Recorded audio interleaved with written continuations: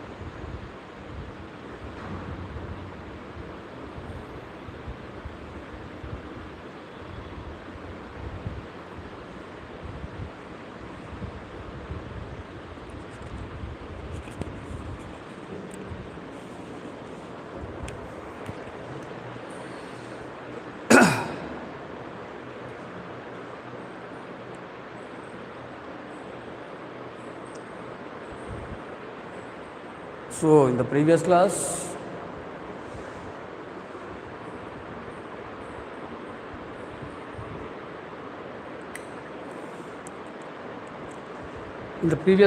we were talking about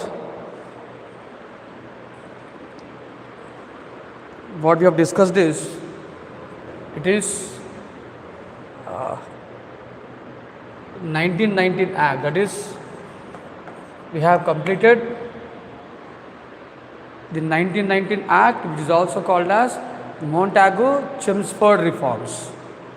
1919 Act, that is from 1858 to 1919 Act. That is, we have discussed all the constitutional developments.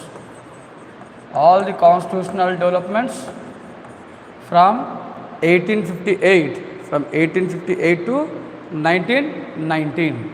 Alright. So in today's class, let me go ahead, that is the developments that took place after 1919. So say for example, in 1928 we have seen arrival of Simon Commission into India, so which had an impact on Indian Constitution. See, that is one is Simon Commission, the Nehru Report of 1928, the Communal Award,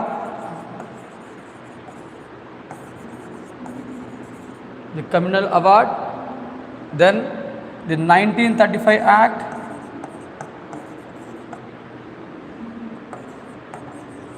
August Offer, Cripps Mission, Constitution of Constituent Assembly.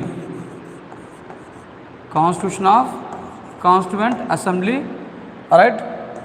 So in today's class, let us try to discuss all these issues. That is the developments that took place after 1919. Alright. So let me start with Simon Commission.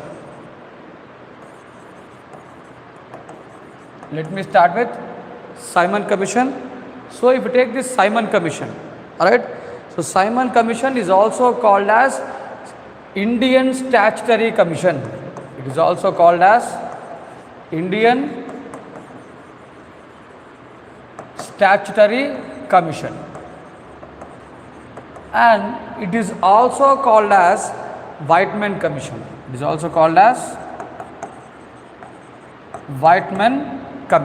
Alright.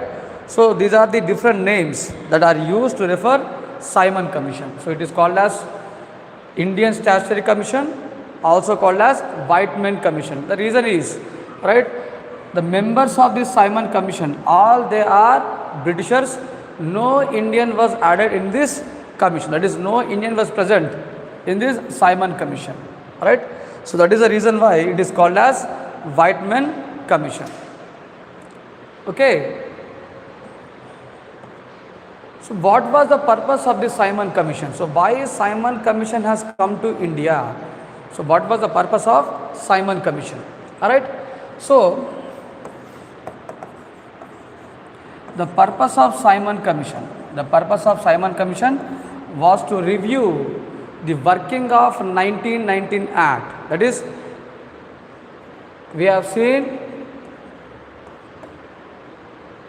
right, the 1909 Act, and exactly after 10 years it was 1919 Act. The next change should be in the year, going by this logic, the next change should be in the year 1929, right? So it is in 1929 there should be a review of this working of 1919 Act and bring all the necessary changes. That is, actually the changes should be brought in 1929, but instead of in 1929, right, the Simon Commission came to India in 1928. That means 1 year before the scheduled review. So it is 1 year before the scheduled review. So there is a reason behind this. The reason is, right, in 1928, right, Britain had elections. All right, so Britain had elections, and any political party, if you take Britain, Britain had two political parties. One is Conservative Party and the other one is Labour Party. So normally Britain followed a bi-party system. It is Conservative Party and Labour Party. If you take India, what is the nature of political parties in India?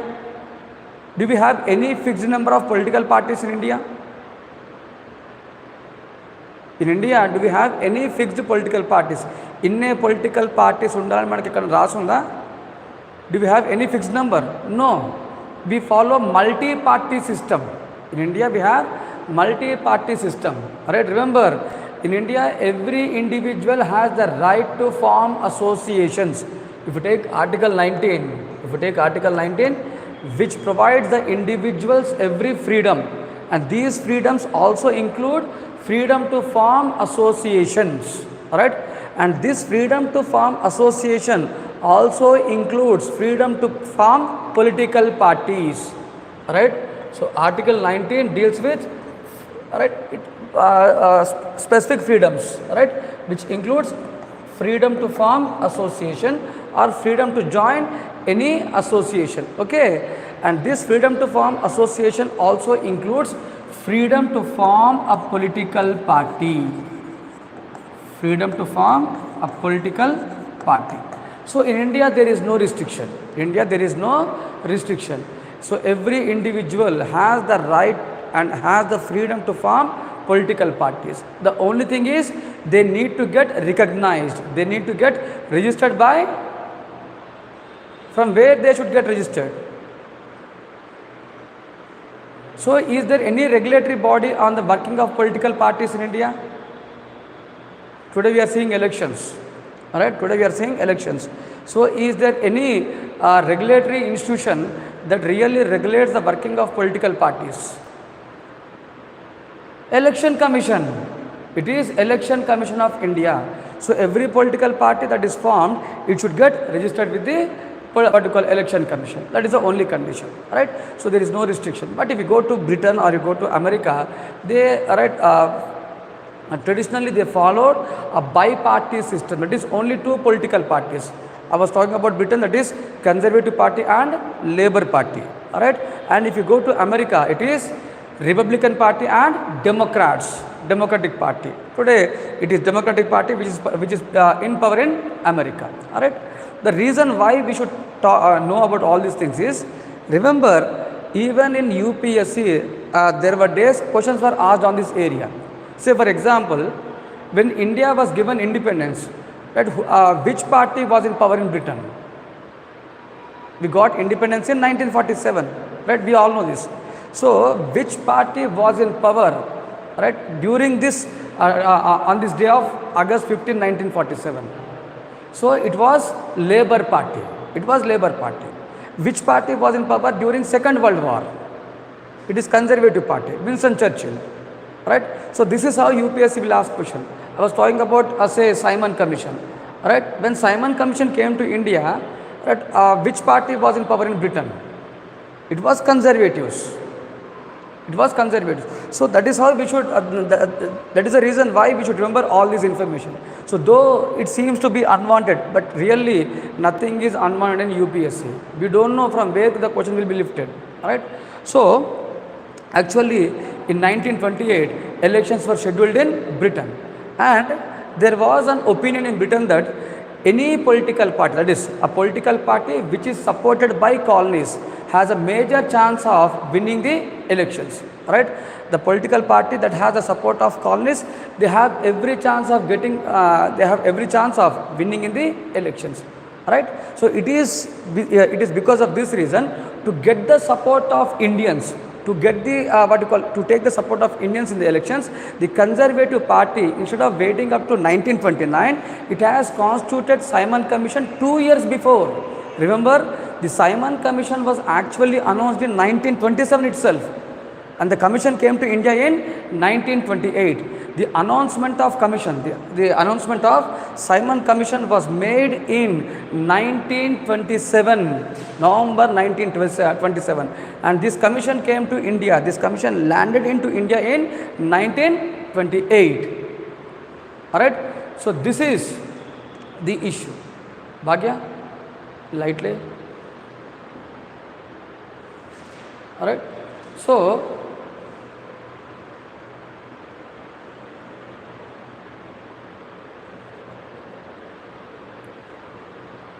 right, so that is the history. That is the history of what you call history of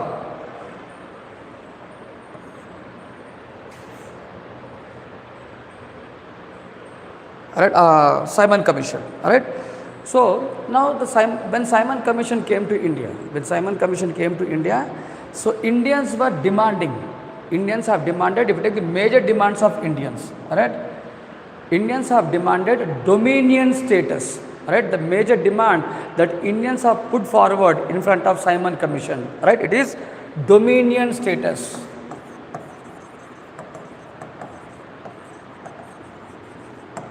So right from the beginning, we demanded dominion status, all right?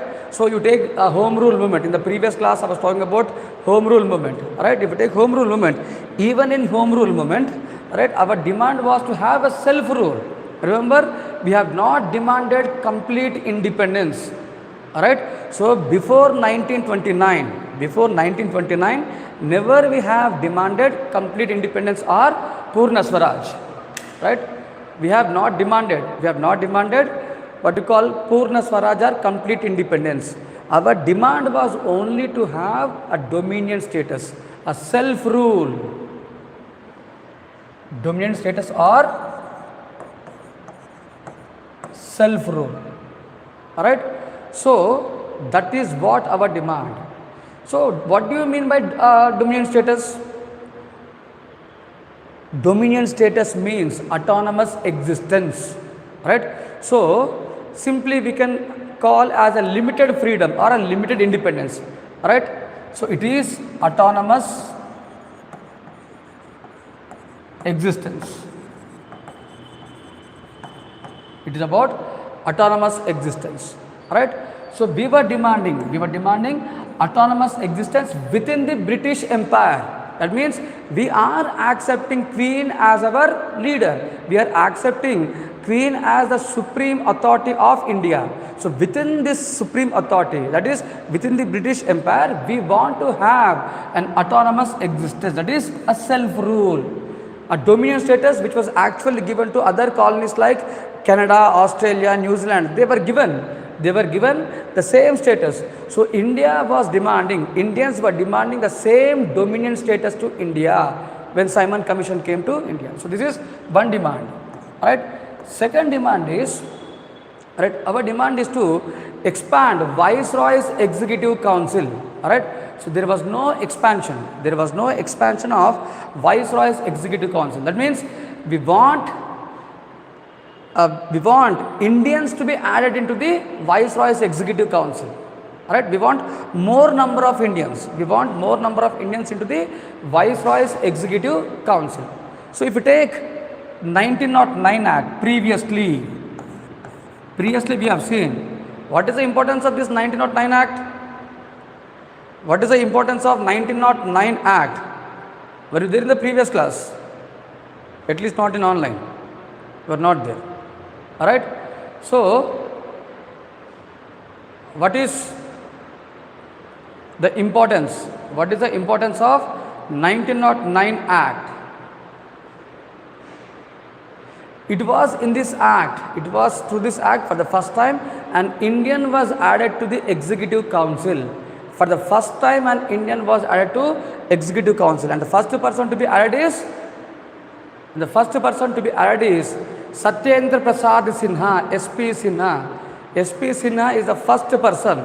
SP Sinha is the first person to be added to the Viceroy's Executive Council, and from then we don't see, right? We don't see what you call any other Indian being added. We don't see any other Indian being added to the Viceroy's Executive Council, right? So, because of this reason, Indians were demanding more number of Indians to the Viceroy's Executive Council, alright? So, why we are demanding more Indians into this Viceroy's Executive Council? What is the reason for this? So here we want to have more place. We want, right, that is Indians wanted a good place in the Viceroy's government or British India government. So remember, in British India government there is no adequate representation to Indians. So that is the reason why we want adequate representation into the what we call Viceroy's Executive Council. So one is expansion of Viceroy's Executive Council. Expansion of Viceroy's Executive Council. This is another demand. And we were asking the British government to frame a constitution for India. Framing of constitution for India. That means we are we are requesting, or we are should we call it as request or demand? Should we call it as a request or a demand? What is the right word? Should we say that Indians were requesting or Indians were demanding? So, of course, we are demanding. Alright. So, we should not see it as request. It is our demand to have a constitution. Alright. So, of course, though there are other demands, right, but these are the major issues. These are the major demands that Indians have put forward in Simon Commission. But Simon Commission has not reacted, or Simon Commission rejected Indians' demand. Simon Commission has not shown any kind of interest in the demands of Indians. So obviously Indians got infuriated and they have protested against Simon Commission. So wherever Simon Commission went,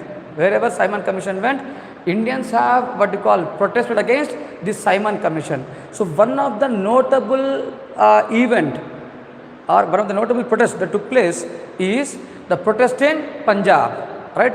So here, during the protest against Simon Commission, India's noted leader, right, India's noted patriot, Lala Lajpat Rai has died in the anti-Simon protest, right? We have lost what you call Lala Lajpat Rai, right? So in 1928, when Simon Commission went to Punjab, so there was a protest organized. By the members of HRA.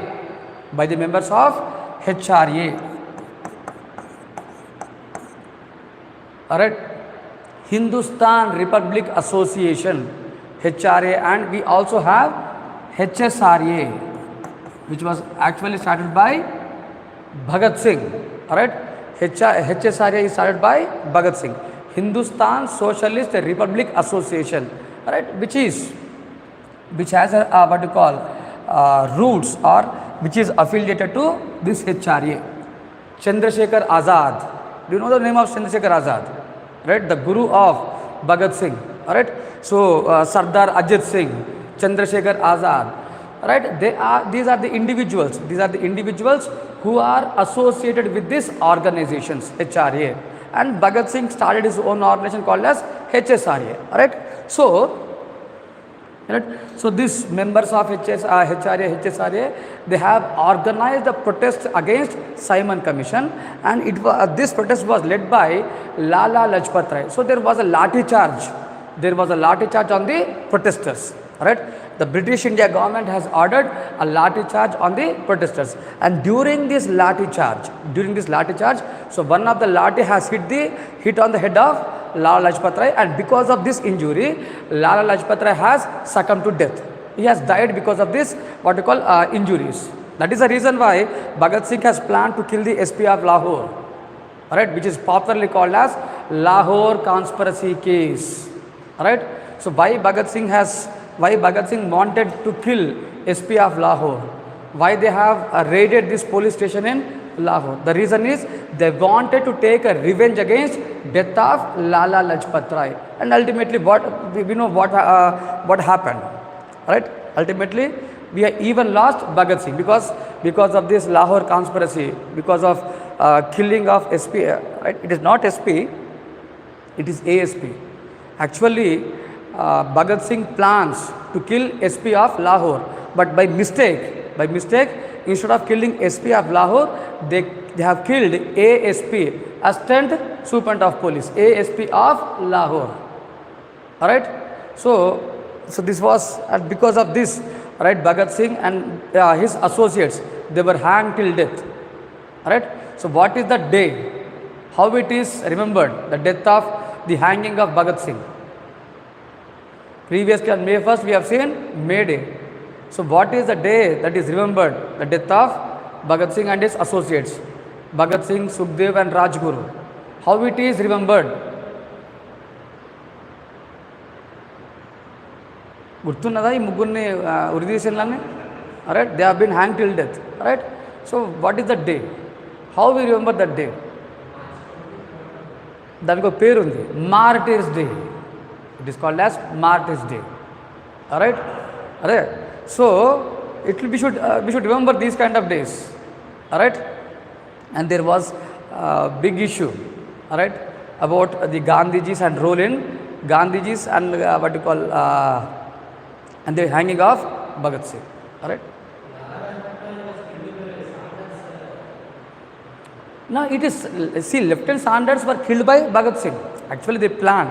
So Sanders have ordered the lathi charge. It was SP who has ordered the lathi charge, and because of this lathi charge, he has died out of the injuries. It is not about any kind of firing or anything. It is about lathi charge, and the lathi was hit on the head of Lala Lajpat Rai, and almost after getting hospitalized, and it is after 20 days after these injuries, he has died. It is not immediate death. Right? There was a time gap between the injury and the death. It is after death of Lala Lajpat Rai, Bhagat Singh plans to kill Sanders. Alright? So that is why 1928 is important year in the history of India. So 1928 is important for Simon Commission, right, for this death of Lala Lajpat Rai, and even Lahore conspiracy. Alright? So this is one event. That means the demands of Indians were not accepted by Simon Commission, it was rejected. In the same year, there was a criticism made by Lord Birkenhead. Alright? Lord Birkenhead, who was the Secretary of State for India. So he has criticized Indians for their inability of framing constitution. So he has criticized that Indians have no ability of framing the constitution. అంటే Indians చేతగానే వాళ్ళకు constitution రాసుకునే ability కూడా లేదని lord బిర్కిన్హెడ్ criticise చేస్తాడు. Right? So there was a criticism made by Lord Birkenhead, and because of this criticism, so this criticism of Lord Birkenhead,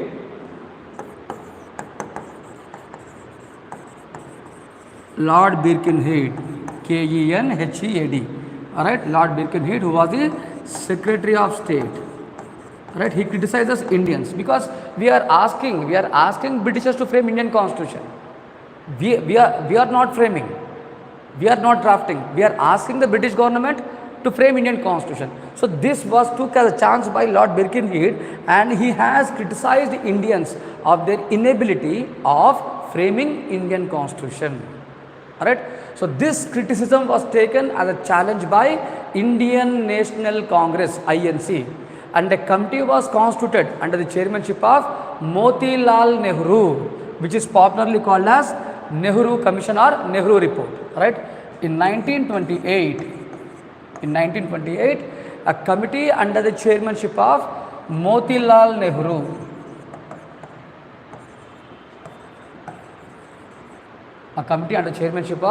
Motilal Nehru was constituted. Alright? Alright? So Motilal Nehru was chairperson of the committee, and Jawaharlal Nehru was the secretary of this committee. Alright? His son, Baap or Beta,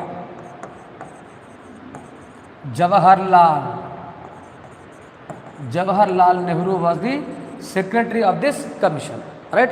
And other members of this commission included members like Subhash Chandra Bose, Tej Bahadur Sapru, M.S. Anay, Sahib Qureshi, Sardar Mangal Singh. So these were the other members of this Nehru Report. Right? So once again I repeat, it is Subhash Chandra Bose, Tej Bahadur Sapru, M.S. Anay, Sahib Qureshi, Sardar Mangal Singh.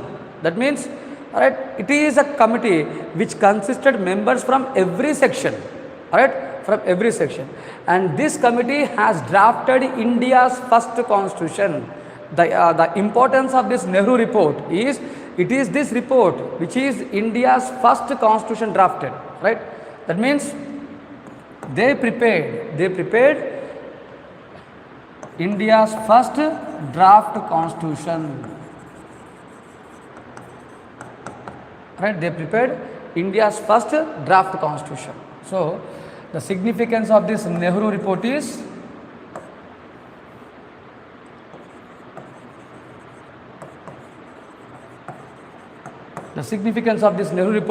it is India's first draft constitution. Alright. So if you look at this important provisions of this Nehru Report, right, or important elements of Nehru Report, if you take important elements or provisions of Nehru Report, so it is this Nehru Report which constituted India as a union. Remember, India was declared as a union with linguistic provinces. The same kind of system even today we have. If you take Indian Constitution, Article 1 of Indian Constitution clearly states that India is a union with federal features. It is not a federation, it is a union. So Article 1 clearly states that India is a union. We are a union. India is a union with federal features. The same thing which was given in 1928 by Nehru Report. That is, India was declared as a union with what you call linguistic provinces. Remember, it is Nehru Report which has upheld the importance of linguistic provinces. Today, right, if you take the states created in India, originally on what basis these states are created? If you take states in India, what is the basis for creating states in India? In 1956, when states are reorganized, right, we all know that in 1956, right, based upon the recommendations of Fazl Ali Committee, the first SRC, right, where states are reorganized on the basis of language. Initially, we took language as the basis for reorganizing the states, right? So all the states are created based upon the language. You take a merging of Andhra state and Hyderabad state, forming Andhra Pradesh. It is based upon language, right? So you take the Kannada-speaking states of Hyderabad. Right? If you take Hyderabad state, it included Maratha-speaking districts as well as Kannada-speaking districts. So these Kannada-speaking districts, they were merged with Mysore state, forming the Karnataka. That means, right? So we have accepted language as a principle of reorganizing states in India. Language as a principle for creating states in India. The same thing which was done by Nehru Report.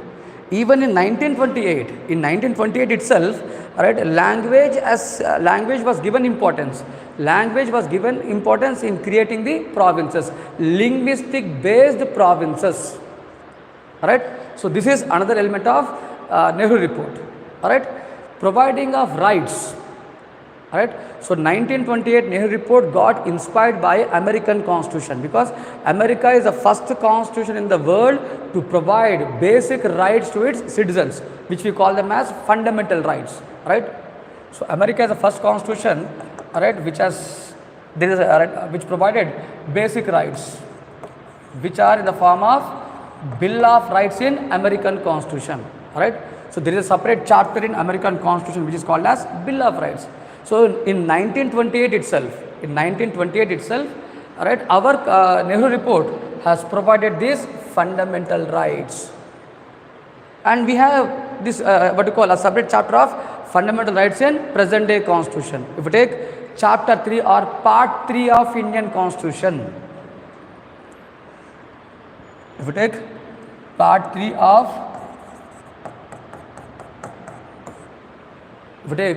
Part 3 of Indian Constitution, this Part 3 of Indian Constitution deals with fundamental rights. That means, can we say that Nehru Report has an influence on drafting of Indian Constitution? Can we say that the Nehru Report of 1928 has any impact on framing of present day Constitution? Unda leda? Undi. So whatever the provisions that were present, whatever the provisions that were there in 1928, they are present in present day Constitution. They are even present in today's Constitution. That means definitely we can say that 1928's Nehru Report had influence and impact on present day Constitution. Alright. Another important element of this Nehru Report is joint electorate.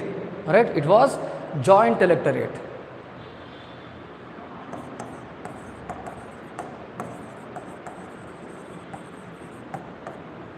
Alright, joint electorate. Alright, joint electorate with reservation of seats to Muslim League in Central Legislative Assembly. Remember, this Nehru Report has provided 1/3 of the seats being reserved for Muslim League in Central Legislative Assembly, that is Viceroy's Legislative Council.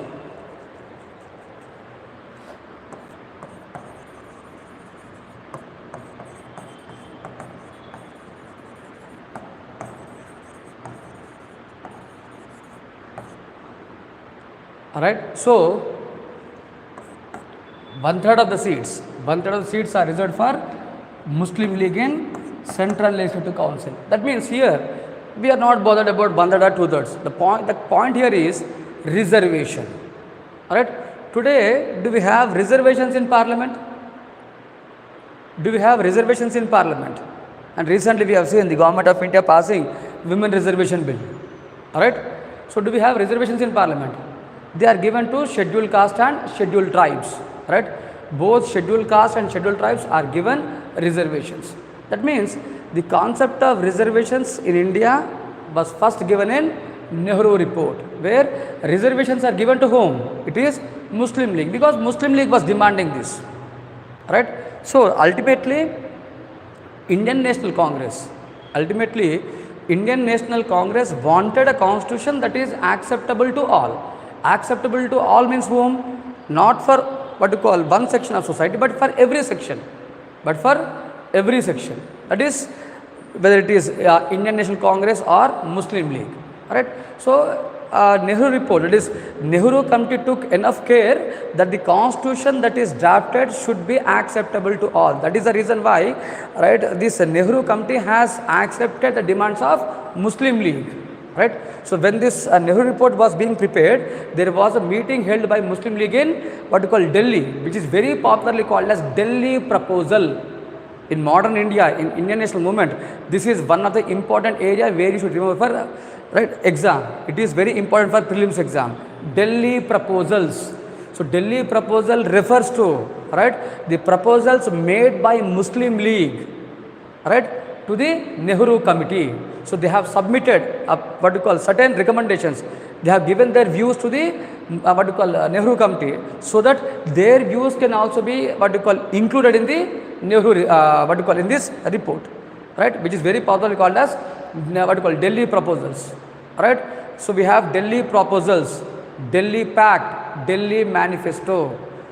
So these are three important words that you should remember for prelims exam: Delhi proposal, Delhi Manifesto and Delhi Pact. Gandhi-Irwin Pact is also called as Delhi Pact, right. Delhi proposals denotes the proposals made by Muslim League. Delhi Manifesto denotes the manifesto, the demands of Gandhiji before launching of civil disobedience movement. So ప్రతి point exam గుర్తుపెట్టుకోవాల్సిందే. ఇవన్నీ మళ్ళీ sequential events. ఇక్కడ ఇంకొక if a question is to be asked or if a question is to be twisted in this area, you can also expect the chronology of these events. You will be asked to arrange them in the ascending order or descending order. Delhi proposal, Delhi Pact, Delhi Manifesto మూడిచ్చి, right, you will be asked to arrange them in the sequential order from top to bottom or from bottom to top. That means you should also remember the years. This is important in history part. So now I have given hint what you should do. Hint ఇవ్వడం వరకే నా పని. మీరు చేయాల్సిన పని ఏంటిది? Book open చేయాలి, ఒకసారి చూసుకోవాలి, నోట్స్ రాసుకోవాలి, right. So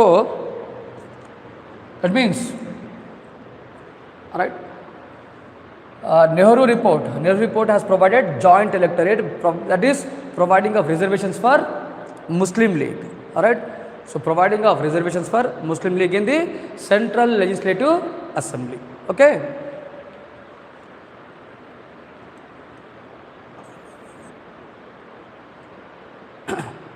So this is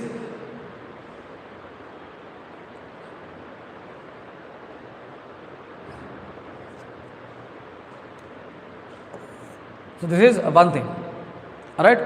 Next, coming to that is about Nehru Report. But still remember, Nehru Report was also rejected by British government. That means they have not shown any much interest. They have not shown any interest in Nehru Report. Though we have drafted our constitution, but it was a failed attempt, alright. So these are the things that went out. So because of all these factors, in the annual session of Congress, that was held in 1929 in Lahore, right, which is popularly called as Lahore session of Congress. Very, very, very important for exam. Lahore session of Congress. It is, that is, which was held in 1929. So any UPSC aspirant, preparing for UPSC exam, you should remember all the important Congress sessions for exam. It is very important. Not all the sessions, only important sessions. That means if you take Congress was formed in, that is Indian National Congress. I am not talking about the present Congress. I am talking about the Congress that was present before independence, right.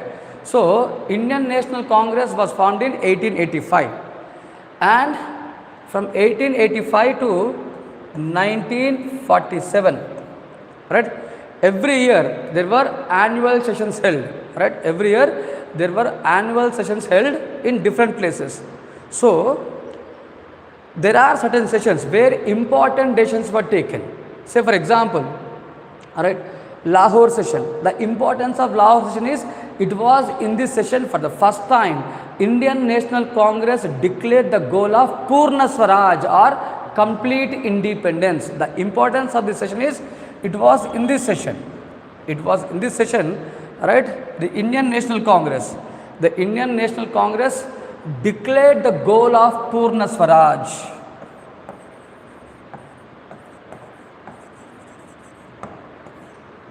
Declared the goal of Purna Swaraj or complete independence. That means from 1929, and even right, a day was fixed, right. So the Indian National Congress, the members of Indian National Congress, the members of INC, they have pledged to get independence. They have pledged to gained the independence within a period of 1 month, that is by January 26, 1930. Right? They have pledged to get independence by January 26, 1930. So that is the importance of Jan 26. So why Jan 26 was chosen to enforce our constitution? What is the reason? What is the reason for choosing January 26 for commencing Indian constitution or enforcing Indian constitution? The reason is this, right? So it was this date which was fixed to get India's independence, right? So on December 27th, the meeting was held. 1 month from December 27th. That means what? By January 26. ఒక్క నెల లోపట మనము independence తెచ్చుకోవాలి అని ప్రతిజ్ఞ చేస్తారు, right? And even they have hoisted Indian national flag, right, on the banks of river Ravi, right? Jawaharlal Nehru, Pattabhi Sitaramayya, Subhash Chandra Bose, right? It is these three members who have hoisted Indian national flag, right, on the banks of river Ravi. So that is the significance of Lahore session of Congress. Alright, so this had an impact on framing of Indian constitution. So we call, if we take Indian constitution, what is the goal of Indian constitution? What kind of state, what kind of nation that was established by Indian constitution? Whether an autonomous nation or a sovereign nation. What kind of nation that was established? What kind of nation was established by Indian constitution? What is the nature of constitution? Whether it is a sovereign or autonomous. It is a sovereign nation, alright? The very first word in our preamble, it declared Indian constitution, it declared India as a sovereign nation, that is complete independence, not dominion status. Right? If we take Indian constitution, right, we have declared ourselves as independent, completely a sovereign nation. Right? We declared ourselves as a sovereign nation. Alright? So this sovereignty or independence, it has roots in 1929 Lahore session. Alright? So this is one event that you should remember for exam. Another important event that took place was, so remember, I am giving those events which are important for polity. If you go to history, you will be having everything. Right? You should, after 29, you should go to what you call Delhi Manifesto, the first roundtable conference, the Delhi Manifesto, right, the civil disobedience movement, the second roundtable conference. There are a sequence of events, but here, right, I am not interested in giving all these details because it is not a history class, it is a polity class, right? So those things which are important for polity, those things which have a connection with the framing of constitution, right, I'm giving only the details, right? Next, it is 1932 Communal Award, right? 1932 Communal Award.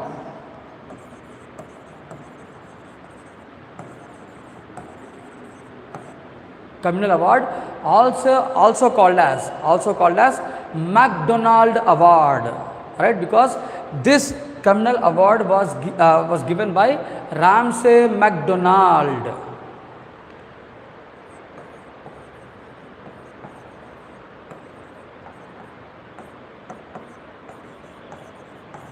It is also called as MacDonald Award. So what is this award is?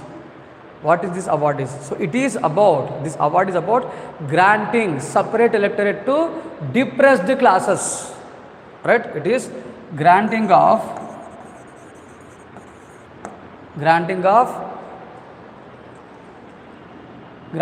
separate electorate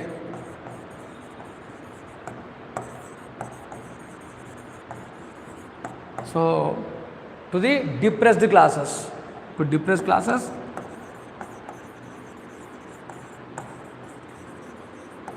granting of separate electorate to depressed classes, right? Because of demand of whom? Who fought for the rights of depressed classes? Who is that personality who fought for a separate electorate for depressed classes? Who is that who fought for the rights, the well-being of depressed classes, particularly the political rights of depressed classes? You are saying something. Ambedkar. It is purely because of Ambedkar. Alright? It is Ambedkar, it is Baba Sahib Ambedkar, alright, who has fought for what you call, alright, who has fought for the separate electorate for depressed classes. Alright? He was fighting for this right. He was fighting from 1924 onwards. He launched a movement called as Mahar movement. Right? So Ambedkar has launched a movement called as Mahar movement, because Mahar is a community to which Ambedkar belongs to. Alright? It is Mahar movement. So right from beginning, almost all from 1924, 1923, 1924, Ambedkar was fighting for the rights of depressed classes. Alright? He fought for separate electorate. Already every section was given. We have seen in 1909 Hindus and Muslims were given. In 1919 Christians, Sikhs, Anglo-Indians were given.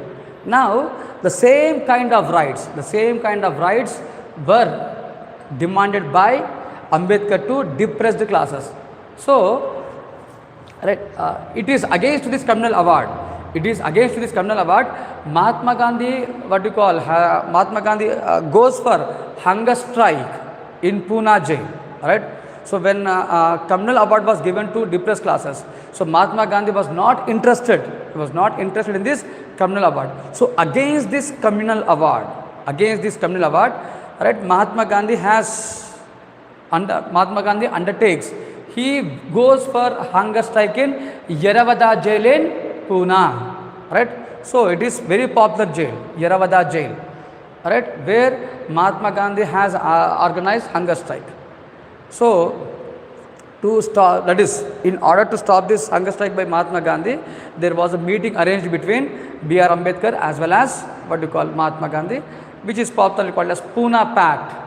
Alright, communal award and Pune Pact. Alright, but to be frank to say, alright, there was no much gains. So Ambedkar was very rigid in his demand. He never compromised on his demand. Right? See, even if you want, even now in YouTube you can see this video of Ambedkar interview to BBC. Right? There was a video of a 26-minute video, right, which was video of Ambedkar interview to BBC, where you can know the first hand, you can know the history, you can know the information right directly from Ambedkar. So Ambedkar never has compromised. On his demand. Right? So that is the reason why, right, in 1935 Act, the Government of India Act. This is the major constitutional development, right? Passing of Government of India Act 1935, which is a major constitutional development, right? So in this 1935 Act, separate electorate for depressed classes was officially accepted. Right? So though Mahatma Gandhi rejected, or though Mahatma Gandhi was not interested in this communal award, but still 1935 Act has officially recognized. It has officially recognized the separate electorate given to depressed classes. Alright. So, and coming to this 1935 Act, majority provisions of 1935 Act, they are present in present day constitution. Right? So 1935 Act has an immediate effect and influence on making of Indian constitution. Right? That is the reason why we should have a detailed discussion on this 1935 Act, which is also called as Government of India Act 1935. Bhagya, what is it?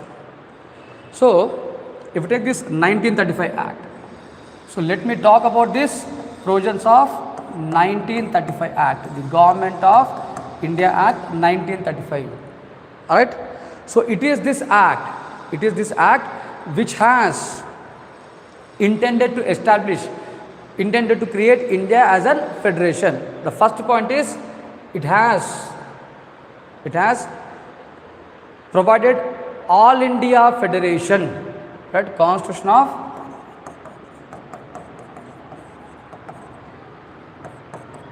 of All India Federation, a federation consisting of both British India provinces as well as princely states. A federation consisting of British India provinces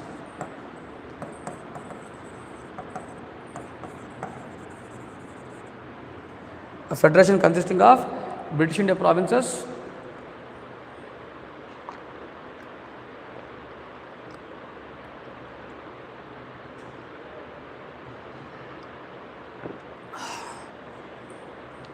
so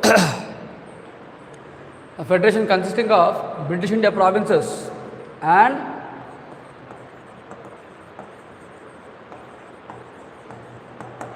princely states.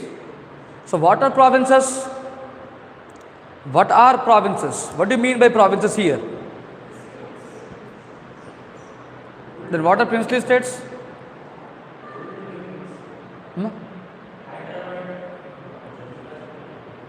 Whether they are provinces or princely states. Alright, so princely states are those states which are under direct control of native rulers, that is, those which are ruled by native rulers. The best example is the Nizams, right? Junagadh, Travancore, Hyderabad. So almost all, by the time of independence, we had nearly 546 princely states in India, right? So remember, India as a nation was formed by integrating all these princely states. So who is known for this integration of states in India? Who is that personality? Who is known for integration of states in India?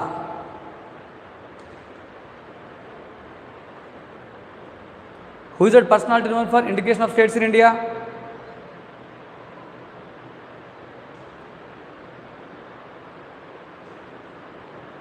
I'll give 4 options, right? Alright, Jawaharlal Nehru, Rajendra Prasad, Sardar Vallabhbhai Patel, Madan Mohan Malaviya.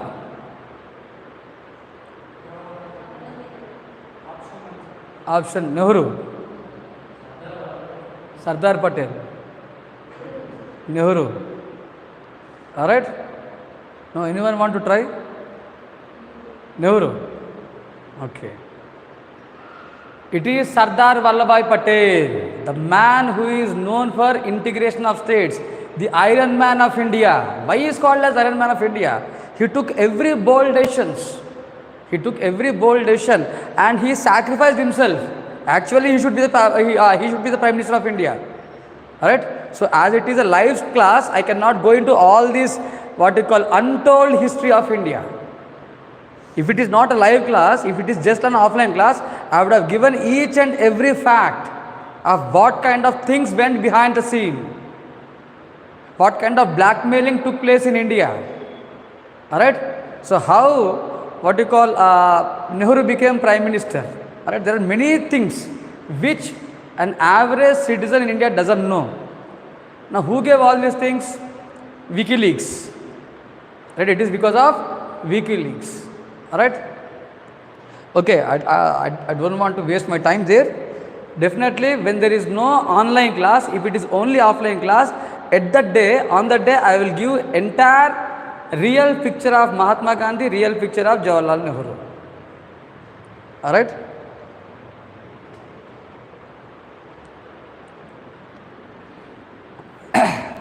Online class కాబట్టి ఇవన్నీ ఆన్లైన్లో చెప్పకూడదు, nonsense చేస్తారు ఇప్పుడు దీన్ని. Right? అదే offline class అయితే ఆ స్టోరీస్ ఉంటే మీకు సినిమాలు కూడా పనికిరావు, అట్లుంటాయి.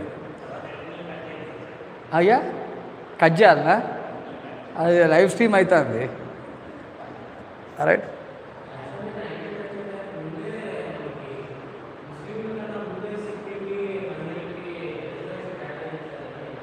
అమ్మా 9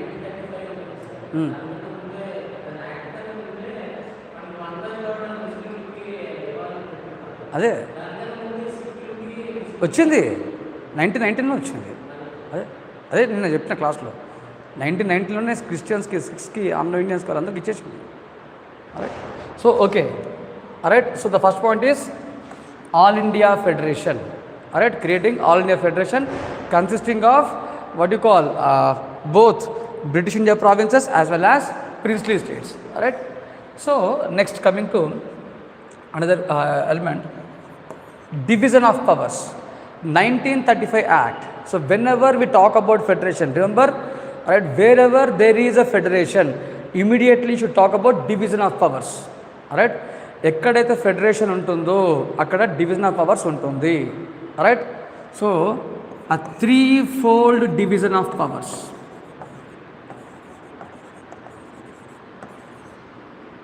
Threefold division of powers, where powers are divided between center and the provinces.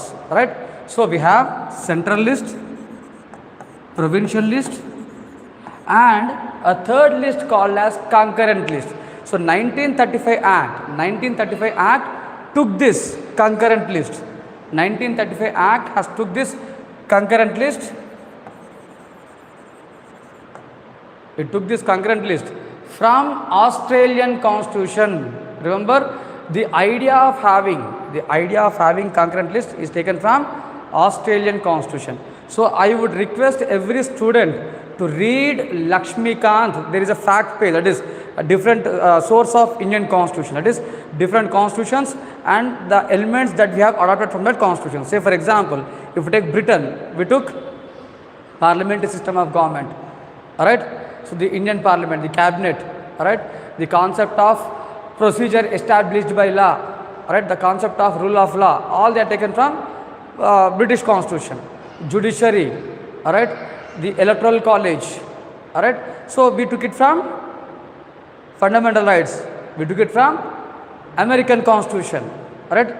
Concurrent list, it is from Australian Constitution. So you have a list of all these things. So I would like you to read all these facts. Alright. So read that facts in Lakshmikant. Alright.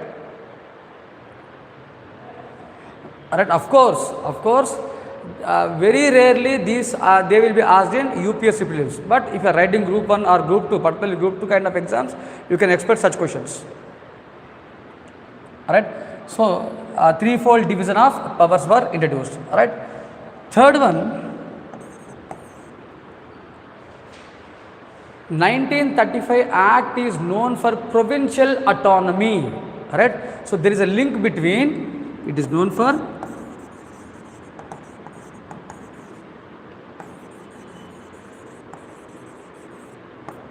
provincial autonomy. So there is a link between provincial autonomy and all India federation. Remember another point, wherever there are federations, any country which is called as federation, there the provinces or states enjoy more powers, more what you call independence from the, when compared to center. That is, when compared to center, it is the provinces, it is the states which have more powers and independence. Right. That is, right, a true character of a federation. They are true federations. గుర్తుపెట్టుకోండి, అది ఎప్పుడైనా సరే federation అనగానే important future ఏంటిదంటే, ఫెడరేషన్లో స్టేట్స్కే ఎక్కువ power ఉంటుంది. States have more power when compare to the centre. The reverse is unitary system. The reverse of this is unitary system. In unitary system, center has more powers when compared to the states. If you take pure unitary systems, in case of pure unitary systems, there are the states will not be regarded as a political units. States won't have any political government. Pure unitary systems lo, right? Pure unitary systems lo, state governments undavu.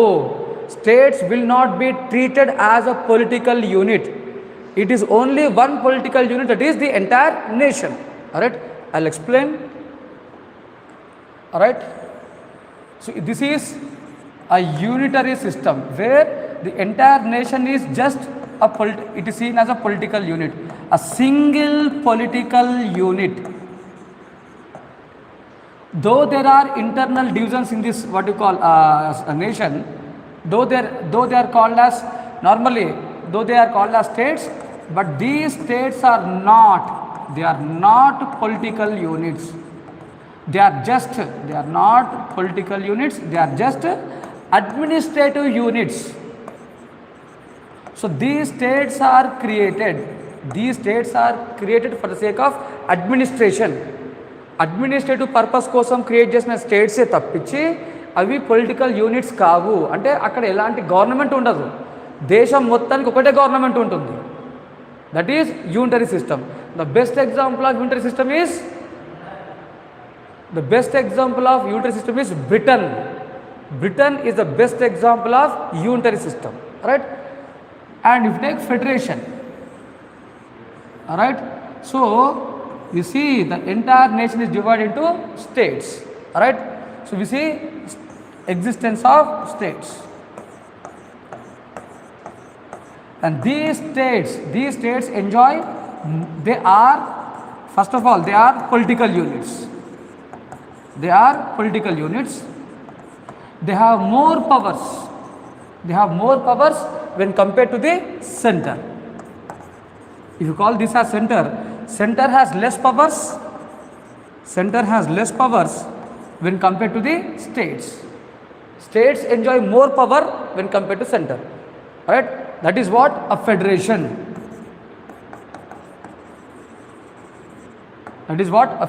is. In true federation, right, states have more power when compared to the center. And in fact, a nation is formed by agreement between the states. That is, different states come together and they form a nation, they form a country. Say for example, America is the best example of this federation. How America has formed by an agreement between the states. That is why we call them as United States of America. The states got united. The states came together. The states which were earlier colonies of France and Britain. So the states in America, earlier they were colonies of Britain and France. And after acquiring independence from their masters, they have got united. They have joined into one country called as America. So that is the reason why in America states have more powers when compared to the center. America is the best example of federation. America is an example of true federation. In between unitary system and what you call federation, what we have is sagam unitary and sagam federal, 50-50 quasi federal systems. We call them as quasi-federal. In between these we have quasi-federal. That is, they are neither totally unitary nor totally federal. They are in between these two systems. And best example of this quasi-federal system is Canada. And from Canada we have adopted, right? So Indian Federation, the present federation that we have today, it is adopted on the basis of what we call Canada, all right? Okay, but 1935 Act, going back to 1935 Act. So if you take this 1935 Act, so 1935 Act created a federation. Remember, it is not quasi, it is pure federation. That means what? Provinces will have more, that is the provinces, the federal units, we call them as federal units. So federal units are given more powers, right? And even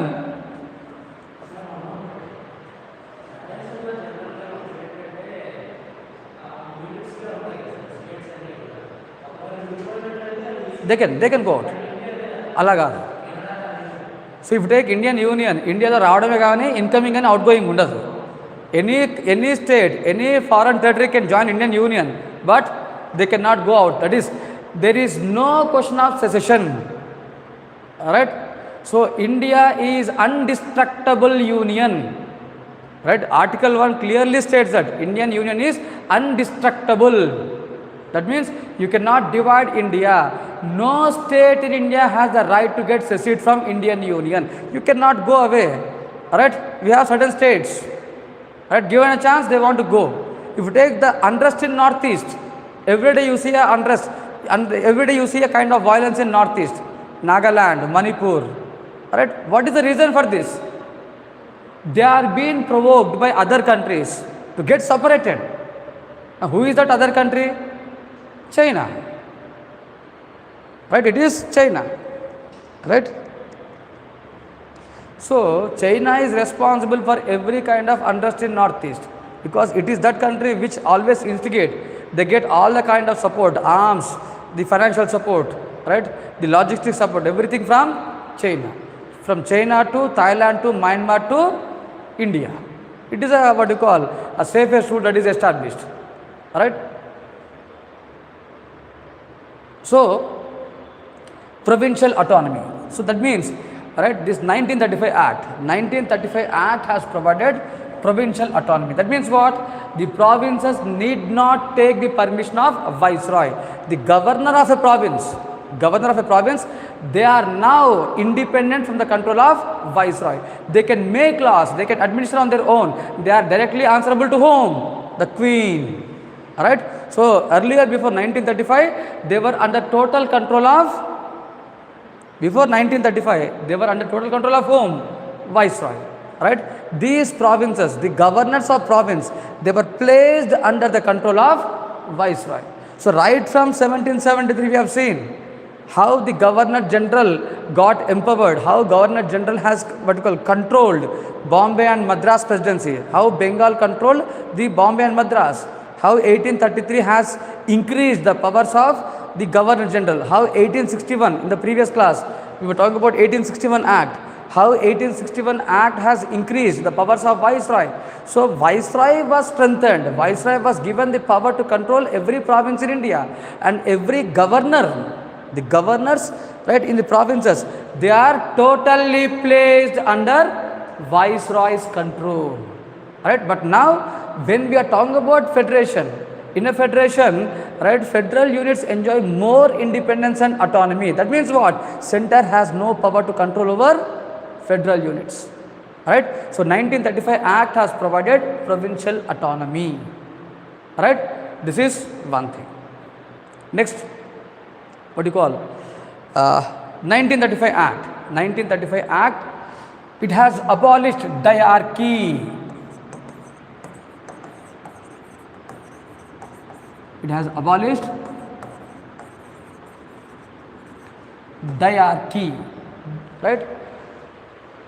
Now, where diarchy was actually established? In 1919 Act, where diarchy was actually established?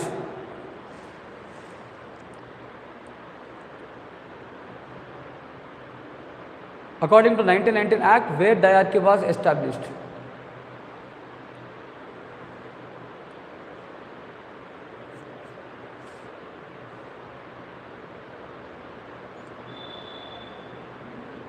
You are there in the class?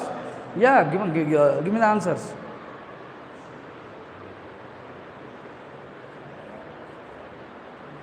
It was in provinces. Remember, according to 1919 Act, diarchy was established in provinces. That is two arcs, having two forms of assistance given to governor. One is executive council, another one is elected government. So we have discussed all these things in the previous class. Now, this diarchy in provinces was abolished. The system that was introduced by 1919 Act, it is now being abolished. But remember, though it is abolished in provinces, 1935 Act has established diarchy in the center. It was abolished in provinces, but it was introduced in center. So it has introduced diarchy. It has introduced diarchy in the center.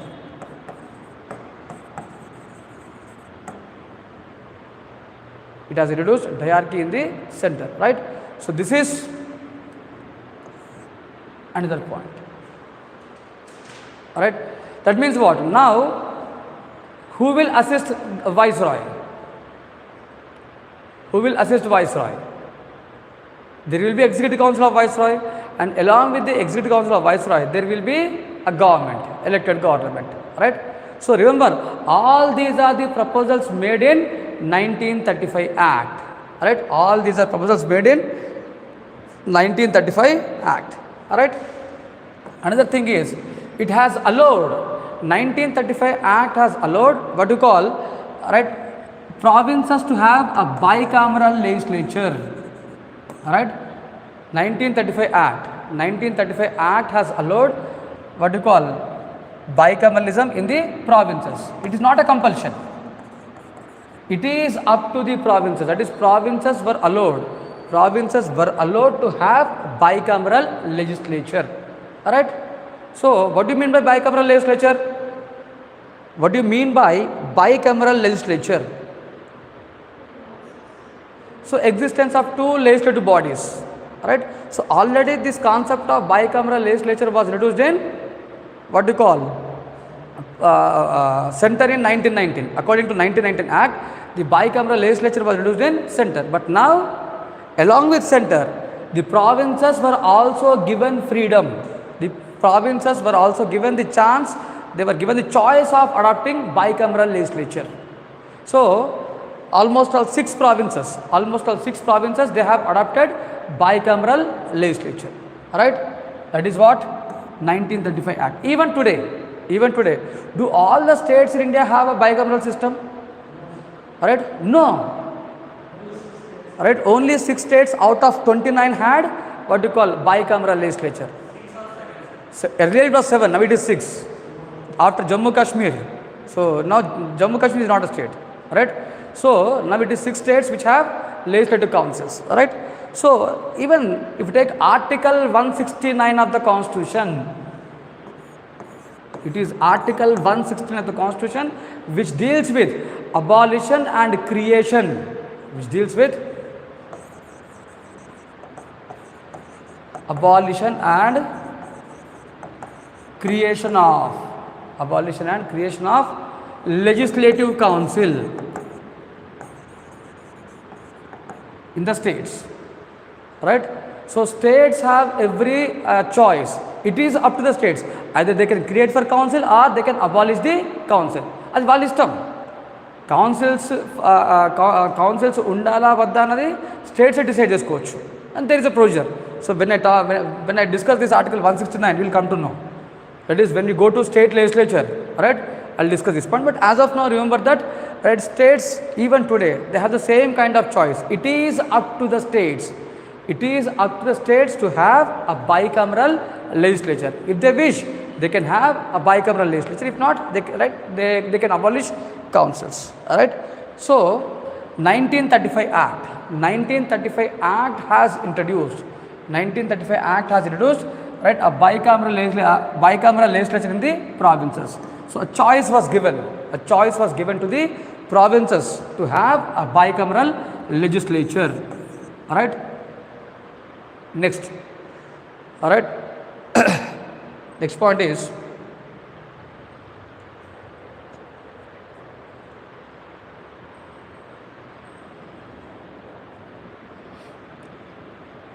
all right, extension of separate electorate. So, 1935 Act has extended separate electorate to depressed classes, which was actually given in 1932. Not only for what you call depressed classes, even trade unions, working class, they were also given separate what you call electorate. That means now they can also have their own representatives in the legislative bodies. Right? Even today we have the same kind of system. Right? So, if you take Rajya Sabha, 12 members are nominated by President of India from different walks of life, eminent persons. Alright? So, there is an extension of separate electorate. Along with this, we see certain institutions being started from 1935. So, if you take this 1935 Act has introduced the concept of audit and accounts. Alright? So, the concept of audit and accounts got started from 1935 Act. And even if you take RBI, Reserve Bank of India, right, where RBI Act of 1934, it is RBI Act of 1934 which has actually created RBI, and this was also recognized by what do you call 1935 Act, right. So, and Supreme Court of India, another development that took place is Supreme Court of India was established by 1935. So, it is this 1935 Act, it is this 1935 Act, right, that has established Supreme Court for India. So, earlier we had Supreme Court, but it is not for India, remember, it was only for Bengal, but now it is for the entire nation, alright. So, every subject is under the control of Supreme Court, right. If you take Supreme Court of 1774, it was only meant to deal with the cases involving Europeans, but now it is not just Europeans, it is for everyone, alright. So, that is what another thing. And here, alright, 1935 Act has created Imperial Public Service Commission, which later became Union Public Service Commission, that is UPSC. The roots of UPSC lies in 1935, alright. So, these are the institutional developments, these are the institutional developments that took place in because of 1935 Act, right. And coming to one power, residuary powers, I got missed. So, we know that 1935 Act has divided the powers between center, provinces, and there is a concurrent subjects. Think about a subject which is not mentioned in this list, a subject which is not mentioned in any of these three lists, which we call them as residuary subjects. We call them as residuary subject. Residuary subject is that subject which is not mentioned in any of these three lists. Now, coming to these residuary subjects, right, the power to make laws on residuary subjects, the power to make laws on residuary subjects, it is given to Viceroy. Very frequently asked questions in UPSC, right. Of course, in last 10 years this area was not touched, but before that it was asked frequently. So, it was Viceroy who enjoyed the powers. So, Viceroy was given the power to make laws on residuary subjects. In the present day system, who has the power to make laws on residuary subjects? It is not President, Prime Minister, President, Governor, it is Parliament. Anni opinion dan marchipayanu meeru. It is Parliament, alright. So, it is Parliament which had the powers, alright. It is a Parliament, right, which had the power to make laws on residuary subjects. Article 248 of Indian Constitution, Article 248 of Indian Constitution deals with the residuary subjects, right. So, according to this Article 248, the power is given to Parliament. So, Parliament is the only institution which has the power to make laws on residuary subjects, alright. So, I will take a break of 5 minutes, I will have some water, again I will restart the class.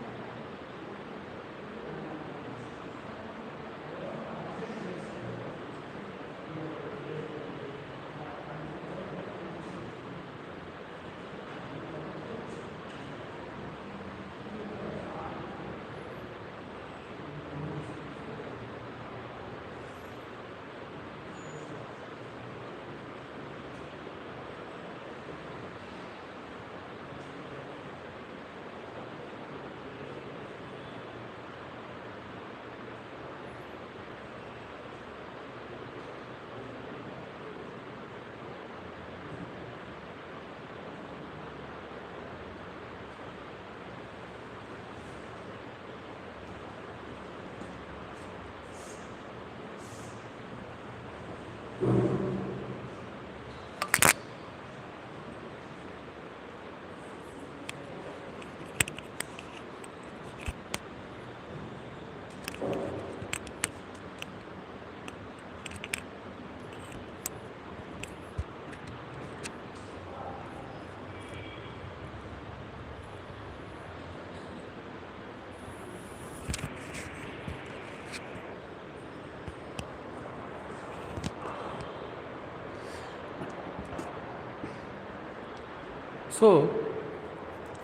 this is what about 1935 Act.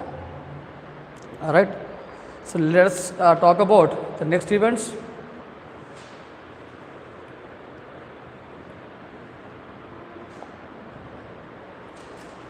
So notably, if you take this 1935 Act, the major contribution of this 1935 Act to present day constitution is, it is one, division of powers.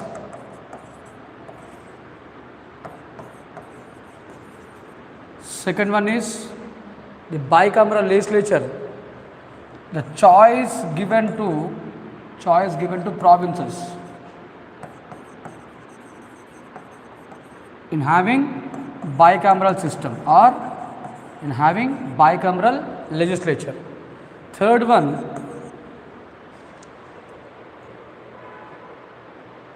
it is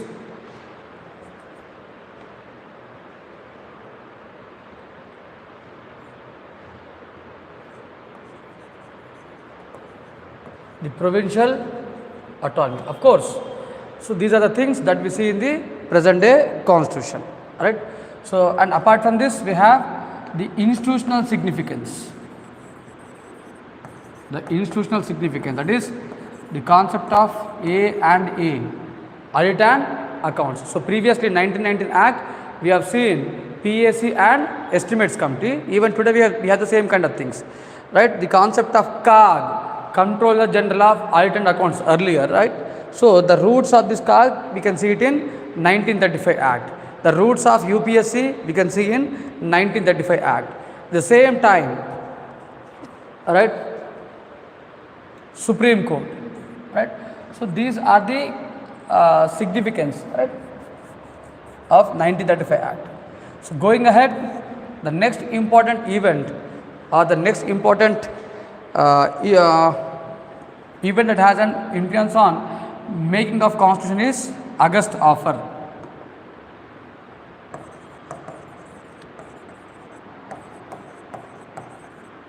August Offer. So from 1940 onwards, we were consistently demanding constitution of Constituent Assembly. We were consistently demanding framing of constitution to India, right? So, right? So if you take this August Offer, so this was an offer announced in 1940 by British government, right? So this offer was announced in 1940.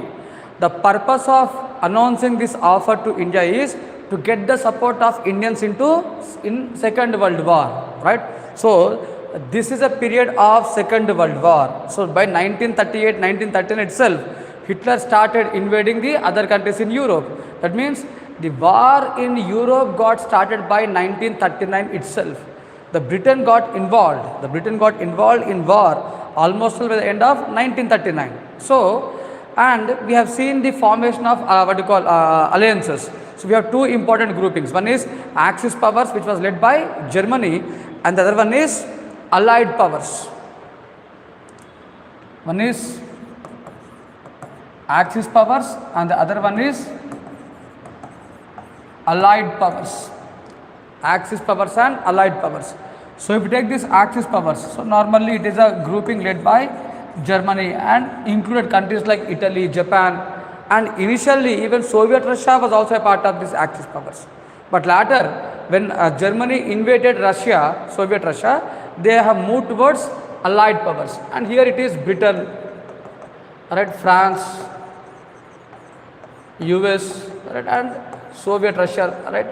So we had these two important groupings, Axis powers and allied powers, right? So British was under the influence. So British was forced by countries like America and France to take the support of Indians in the Second World War, because the reason is already in First World War Britain has become supreme, right? After the end of First World War, Britain has become the supreme power in the world, and Britain was able to conquer this world. Britain was able to win this First World War just because of Indians. Remember, it was the majority participation of Indian soldiers in the First World War. So the entire world came to know about the strength of Indian army. That is the reason why even in Second World War, right, the Britain was under the force of other allied powers to take the support of Indians, right? So because of this, right, Britain has announced this August offer. The only intention is to get the support of Indians, to get the support of Indians in Second World War. Alright. Now, do you think that Indians will support British government? Indians will support British government. Remember, in 1940, INC was chaired by Subhash Chandra Bose, both in 1939 as well as in 1940. Right? It was Subhash Chandra Bose who was the president of INC, and Subhash Chandra Bose never he was never interested in British. He always wanted to have an active struggle. He always wanted to have an active struggle which was opposed by Mahatma Gandhi. Mahatma Gandhi was not in support of Subhash Chandra Bose, and even normally the president of INC was chosen without any elections, right? Unanimously. ఏకగ్రీవంగా వాళ్ళని ఎన్నుకునేవాళ్ళు. కానీ 1940 ఏమైంది? When Subhash Chandra Bose wanted to become president of INC, there was a group within Indian National Congress, which was supported by Gandhiji. They were against Subhash Chandra Bose. They don't wanted Subhash Chandra Bose to be the president of INC again. And elections were held. Elections to the post of president of INC was held. And it was Pattabhi Sitaramaiah who contested against Subhash Chandra Bose. So Pattabhi Sitaramaiah was supported by whom? Mahatma Gandhi. Of course, in that election, Subhash Chandra Bose has won the elections, but later he has resigned INC and formed his own political party called as Forward Bloc. It was in 1940, Subhash Chandra Bose forms his own political party, that is Forward Bloc, and slowly he meets Hitler, he goes to Japan and starts his own army called as Azad Hind Fauj, Indian National Army. And by 1942, they have raised three contingents, 3 brigades which are called as Gandhi Brigade, Nehru Brigade and Subhash Brigade. So these are 3 brigades of Indian National Army. Right? Of course. So that means that Indians were not interested in giving support to the British. Right? But if you take the stand of Mahatma Gandhi gave a call to support Britain in their efforts against Nazis, in their fight against Hitler, because Gandhiji said that British was fighting against an evil. Who is that evil? Against which evil the British government is fighting? Against which evil the British government is fighting? It is the evil of Nazi. So, as British is fighting against an evil, as British is fighting against a Hitler, so Indians should support Britain. Instead of opposing Britain, Mahatma Gandhi gave a call to support Britishers. Alright? So this was the attitude of Mahatma Gandhi. Alright? Before coming to India, where was Mahatma Gandhi? Where he was working? He was in England. He went to South Africa, he went to there is a Tolstoy farm, there was a he fought against the racial discrimination there, but he was in British service. One thing we should know is he was in British service. He was in the service of British government. Alright? That is the reason why there are certain things which I can't say in the class now because of online. If there is no online, మొత్తం చరిత్ర మొత్తం చెప్తా. ఎక్కడ పోయిండు, ఏం పని చేసిండు, ఎవరి దగ్గర పని చేసిండు, ఎట్లా ఇండియాకి వచ్చిండు, ఇండియాకి వచ్చి ఏం చేసిండు, right? Why? So even in NCERT, right, even in NCERT book, last 12 old NCRTs, the NCRT which was published in 2003, there is one line: Mahatma Gandhi joined Indian politics as an ardent supporter of British government. You find this line in NCRT book. He has a strong faith in, what you call, strong belief in British government. Who was the political guru of Mahatma Gandhi? Gokhale, Gopala Krishna Gokhale. Even when you see the lines of Gopala Krishna Gokhale, even Gopala Krishna Gokhale had what you call complete faith in British government, British Queen. They believed in British Queen. The same thing was followed by Mahatma Gandhi also. It's a different story. So here Mahatma Gandhi has gave a call to support, what you call, British in the Second World War. Right? So when the entire, so here if you take Subhash Chandra Bose wanted an active struggle because it was the right time. Subhash Chandra Bose felt that it is the right time to, what you call, overthrow British. It is the right time to, what you call, make the British to leave India. India నుంచి తరిమి కొట్టడానికి ఇది right time అని చెప్పాడు. కానీ what Mahatma Gandhi said, this is not the way of dealing with Britishers, this is not the right time. There are two different opinions. One wanted direct struggle, other wanted, what you call, indirect struggle, the peaceful struggle. Mahatma Gandhi is always known for what? Ahimsa. Right? So that is. Now if you take this August offer, what Indians were demanding and what was offered to India. So if you take this August offer, in this August offer the British government has announced dominion status to India. Dominion status to India after the war. Expansion of Viceroy's Executive Council after the war. Expansion of Viceroy's Executive Council after the war. Third one, drafting a constitution, that is constituting a constituent assembly to draft a constitution that is acceptable to all. A constitution that is acceptable to all. Right?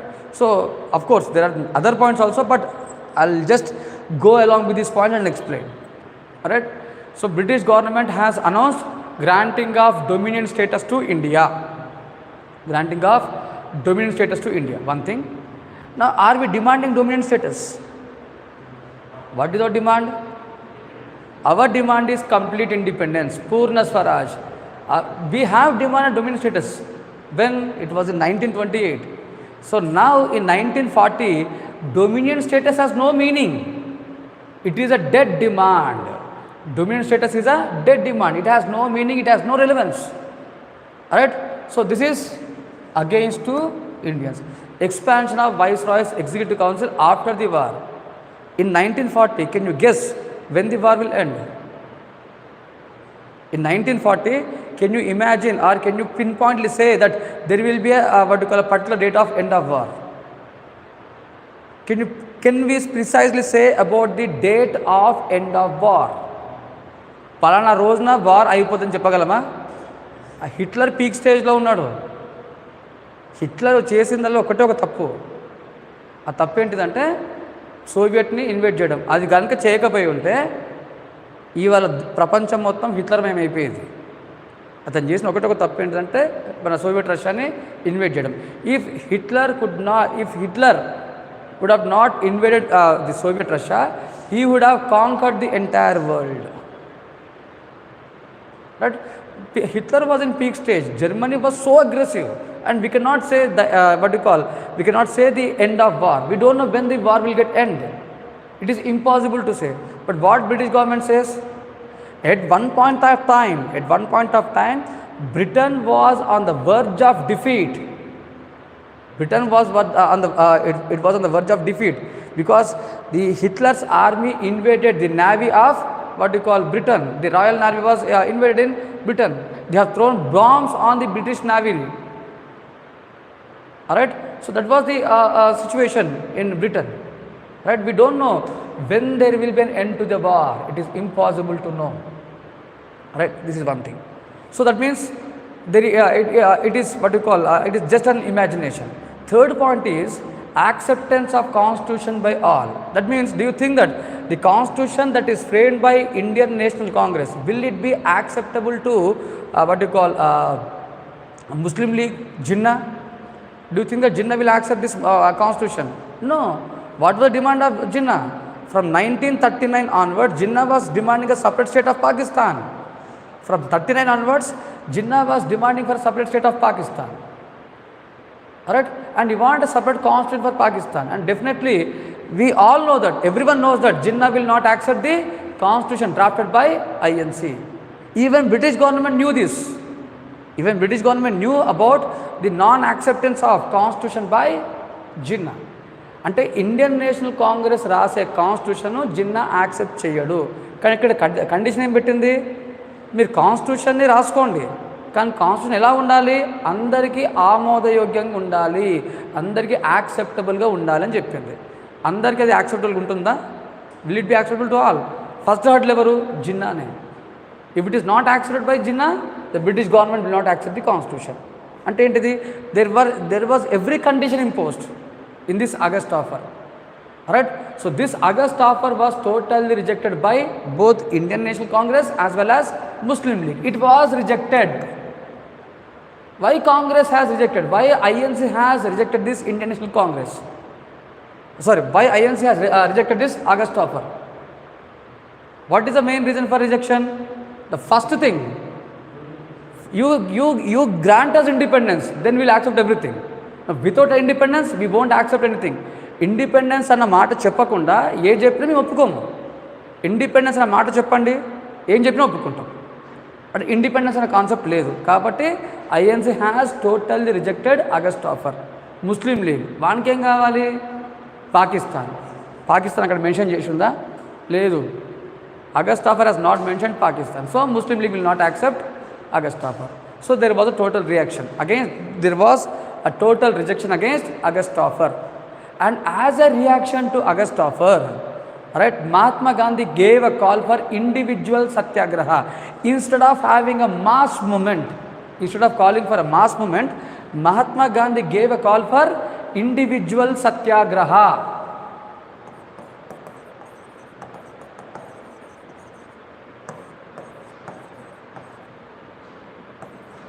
He gave a call for individual satyagraha. Right? And the first person to launch this individual satyagraha is Acharya Vinoba Bhave. For what Acharya Vinoba Bhave is known for? Bhudan movement. Bhudan movement and Gramdhan movement. Right? Very popular movement in India. Alright? So this Bhudan movement is a reaction against August offer. It is a reaction against August offer. The first person to launch this, what you call individual satyagraha or Bhudan movement is Acharya Vinoba Bhave, followed by Jawaharlal Nehru. Then it is followed by what you call Sardar Vallabhbhai Patel. So these are three persons in sequence who started individual satyagraha. Alright. So this is what happened in 1940. Alright. Coming to the event of 1942. In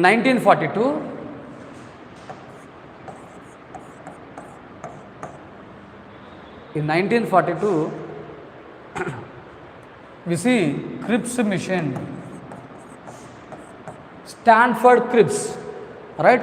Stanford Cripps Mission was sent to India.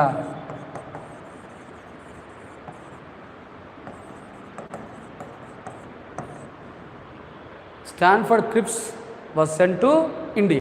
Alright. So 1942, a peaks of Second World War. Second World War peak stage lo undi. Right? British were in a desperate need of Indians. Right? So there was a complete desperation in the British government. They wanted the support of Indians, but coming to Indians, they were not that ready to support Britain in the Second World War. Em cheste Indians support chestaru. What need to be done? What should be done? So to know this, or in their effort to get the support of Indians, this is on one side. On the other hand, there was a mounting pressure on Britain. Britain was under total pressure of US and France to get the support of Indians.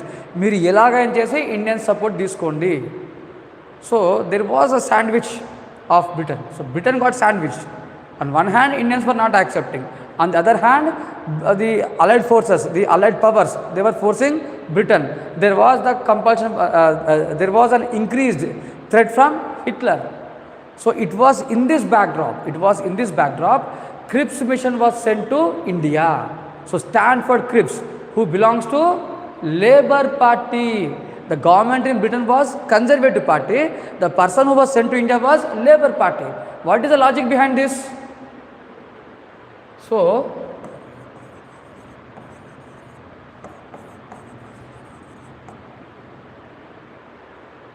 what is the logic behind this? Just now in the beginning of the class, I said that Labour Party is always in favor of colonies. Remember, Labour Party always supported the cause of colonies. ఎప్పుడైనా గుర్తుపెట్టుకోండి, labour party అనేది colonies పక్షాన నిలబడ్డ party. Right? It always stood with the cause of colonies. It always supported the cause of colonies. That is the reason why Conservative Party government has sent a Labour Party MP, that is Stanford Cripps, to India to get the support of Indians. Right? And when Cripps came to India, the same old story, the same dominion status, expansion of Viceroy's Council after war, right? Constitution of Constituent Assembly, drafting of Constitution after the war, everything after war. We have not accepted in 1940. Will we accept in 1942? 40లో మనం దాన్ని reject చేసినాం కదా, 42లో మనం దాన్ని accept చేస్తామా? ప్రసక్తే లేదు. అసలు వాళ్ళకైనా బుద్ధి ఉండాలి కదా. 40లో డొమినియన్ స్టేట్స్ అంటే వద్దని చెప్పినాము. Again why they have announced? They have come with the same kind of announcement, that is granting of dominion status to India. Definitely Indians will not accept it. Right? So this is how Indians rejected Cripps Mission. And the reaction to this Cripps Mission is Quit India movement, Karo ya Maro. In this Quit India movement is most violent movement in the history of India. In the entire freedom struggle, right? In the entire freedom struggle, Quit India movement is the most violent movement. It is seen as most violent after 1857 revolt. And here, Mahatma Gandhi was not given much importance. Right? Mahatma Gandhi is always known for what? Ahimsa, Satyagraha. Now, what was there in Quit India movement? Himsa, the most violent movement. So, there is no Ahimsa now. They got fed with this issue of Ahimsa. Non-cooperation movement, Ahimsa, nothing was achieved. Civil disobedience movement, Ahimsa, nothing was achieved.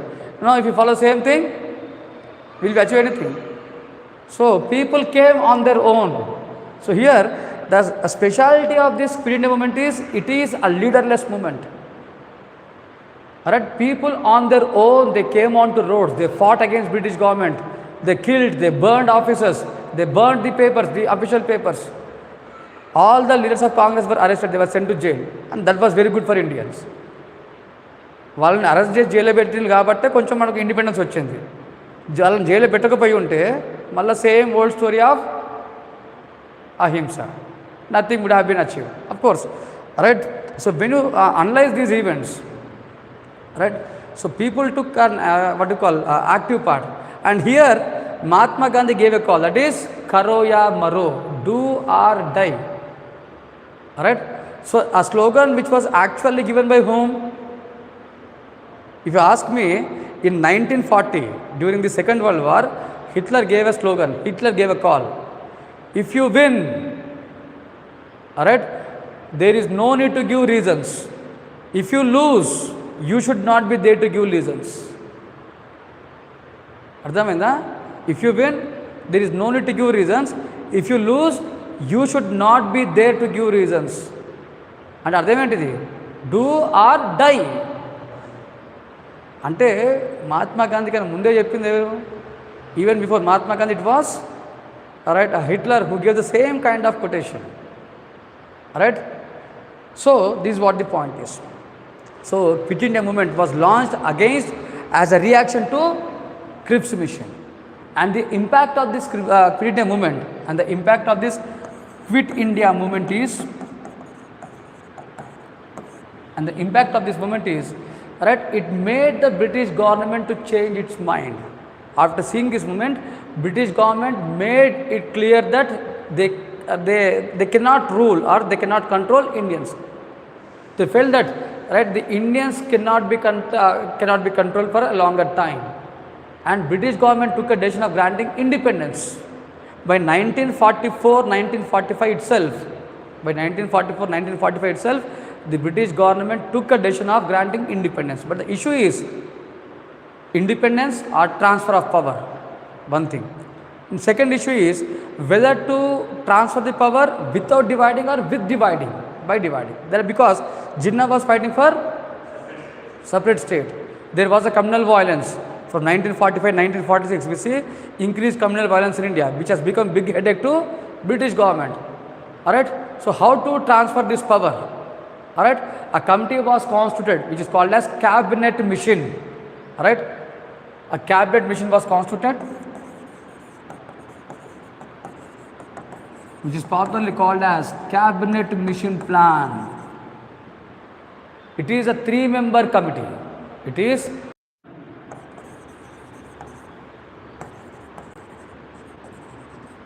one is Patrick Lawrence, Stanford Cripps, the same person, and A.V. Alexander.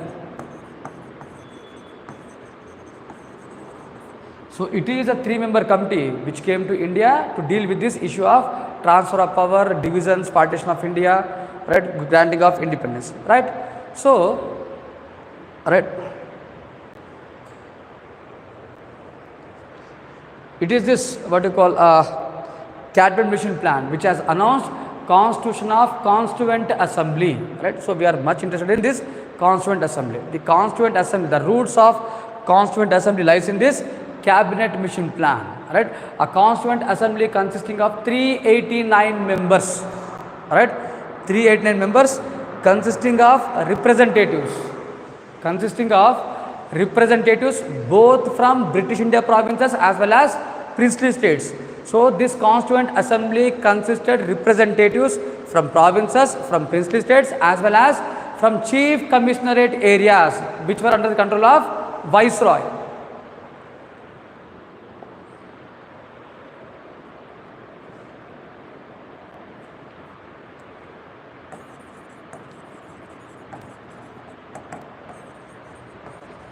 It consisted of representatives from provinces, from princely states, from chief commissionerate areas.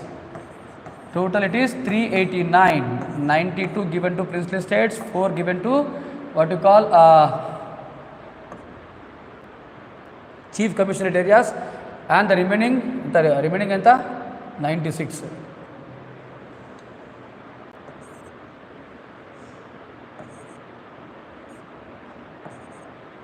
293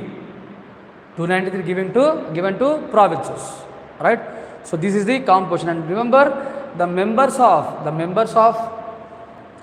provinces, the representatives from provinces, they are elected indirectly, right? So this Constituent Assembly, it was initially chaired by Dr. Sachidananda Sinha, right, the elder member of this house, right, the senior most and the elder member of the house, that is Dr. Sachidananda Sinha was chosen as the chairperson of the Constituent Assembly. Later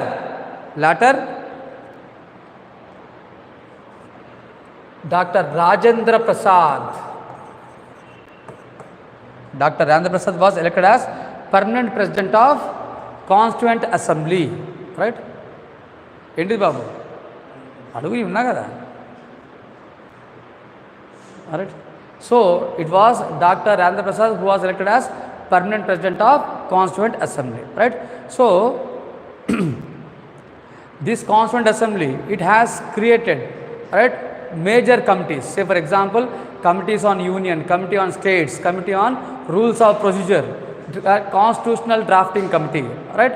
So if you take this constitutional drafting committee, it was chaired by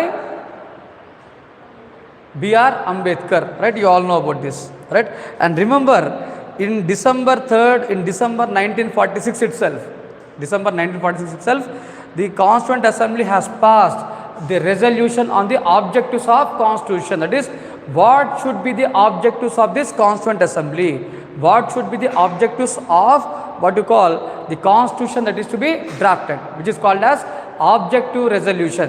And this objective resolution was introduced by Jawaharlal Nehru, right? And it was passed in December 1946, right?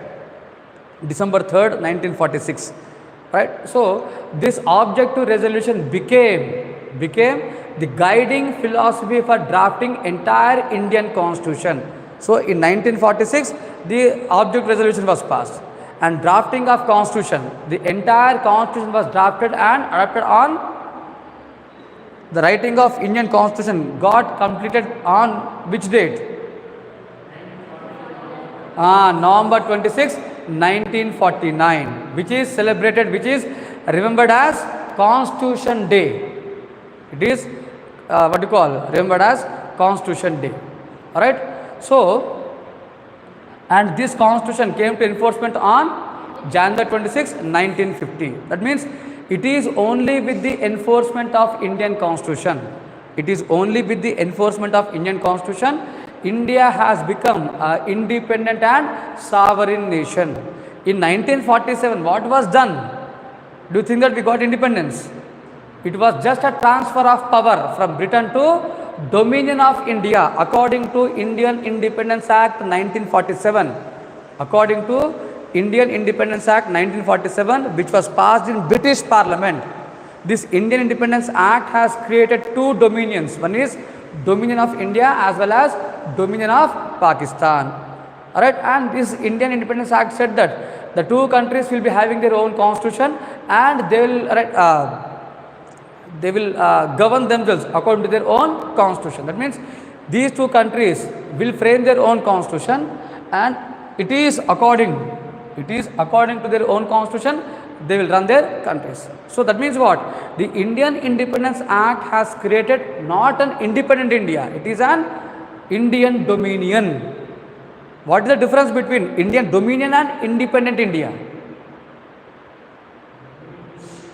Dominion is being controlled by some foreign power. If you take Indian Dominion, we were under the control of British Queen. Remember, from 1947 to 1950, we had Governor Generals but not President. Right? We had Governor Generals from 1947 to 1950. The first Governor General was Lord Mountbatten, and after him it was C. Rajgopalachari. Alright? So it was Rajaji who became the first Indian to become Governor General, and later Dr. Rajendra Prasad was elected as President of India after commencement of Constitution. That means it is only with the commencement of Constitution, right, we became a true independent nation. అంటే మనం independence day ఎప్పుడు జరుపుకోవాలి? 15th August, January 26th. అసలుకైతే our independence should be on January 26th. కాకపోతే మన చిన్నప్పటి నుంచి చెప్పింది ఏంటిది? 15th August అని చెప్పిండ్రు, మనం దాన్నే ఫాలో అవుతాను. రైట్. సో అది right. So that is how India became independent nation and Indian constitution got enforced. Right. So as I was saying, objective resolution became the guiding philosophy for entire constitution. To write the constitution, it took almost all 2 years, 11 months, 18 days. All right, of course, just for information. All right. So from here onwards, our actual polity class starts. So whatever we have discussed is the historical background of Indian constitution. All right. So the actual polity starts from the enforcement of Indian constitution. Right. So this objective resolution, objective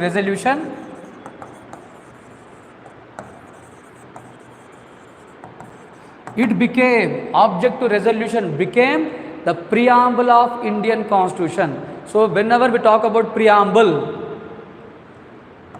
it is nothing but preamble of Indian constitution. The roots of preamble, it is in this objective resolutions. Alright. So first let us talk about the outstanding features of Indian constitution. Alright. Let me talk about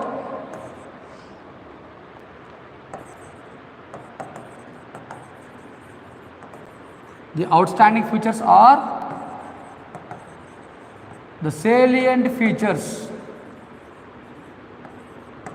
The outstanding features are the salient features of Indian Constitution. Alright. So, if you take the first one, so we have a written constitution. So, Indian Constitution is written constitution. That means here, if you take our written constitution, we have followed whom? In having this written constitution, we have followed America, because America is the world's first country to have written constitution. Alright. Which country is regarded as mother of constitutions? Britain. It is Britain. It is Britain which is regarded as mother of constitutions. But British constitution is an unwritten constitution. So we have unwritten systems as well as written systems. So Indian constitution is an written constitution, and in this we followed America. And we have a bulkiest constitution. If you take Indian constitution, it is more larger in volume when compared to any other constitution, because almost all we have what you call 390 articles. Then all these articles are divided into parts, schedules, right? So originally we have 18 parts, right, 8 schedules, and later on, right, the number of parts got increased, the number of schedules got increased, the number of articles got increased. When I gave my first attempt, the number of articles were 424. Now it is almost all 470, 480. I don't know the number, because every year we see an increase in the number of articles. And by the time you complete your preparation, how many years? How many years will you take to complete your preparation and crack civils? Amma? You said something, 2 years. నువ్వు మొన్న వచ్చిన అమ్మాయి కదా, మా ఇంటర్కల్ అమ్మాయి కదా, ఎన్ని days పడుతుంది, ఎన్ని ఇయర్స్? నా one set 2 years, 1 year 20 days. What about you? 2 years. Say it as 2 years, 11 months, 18 days. It will be equal to Indian Constitution. Alright. So the point here is, alright, you can crack civils. You can crack civils with 12 to 14 months of serious preparation. ఎక్కువ time పట్టదు, నేను చెప్తాను కదా. Alright, because when you have a right plan, civils, cracking civils only depends upon your strategy. Everything you can manage. You can do hard work. You can work for 14 hours because you have that habit. Alright, you can practice because you have plenty of material available in the market now. You have guidance because there are people like me who can guide in your answer writing and practice. Now when you have everything, what is required is a right strategy. When you have everything, it is a right strategy that is required. If you have this strategy, if you can spend 14 months, if you can work 10 hours a day, I am challenging. బల్లకు చెప్తా, ఎవడైనా సరే crack చేయొచ్చు. Right, లక్కా? Do we require luck? Of course.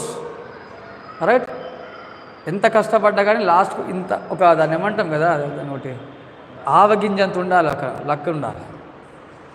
Right, okay.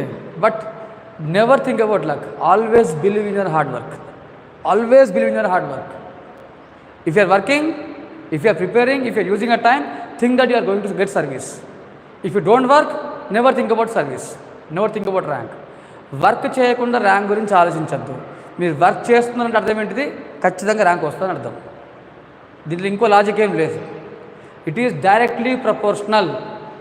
Your work is directly proportional to your rank. Right. So written constitution, it is bulkiest constitution. Right. Remember, wherever there is written constitution, very important point, wherever there is written constitutions, we see, right, domination of constitution. Right, wherever there are written constitutions, there we will see constitutional supremacy. There, right, we will have a constitutional supremacy.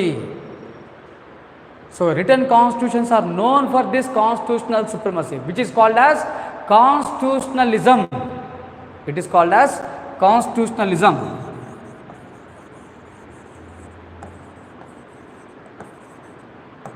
Constitutionalism. Ism. Not a name of the movie. Puri Jagannath. Ism. నవ్వద్దు. ఆ మూవీలో ఒక title start అయ్యేటప్పుడు ఒక first ఒకరి పేరు వస్తుంది తెలుసా మీకు? When you see that is a movie, in the very beginning of the titles you will see the name of one person. This movie is dedicated to Edward Snowden. Who is this Edward Snowden? Founder of WikiLeaks.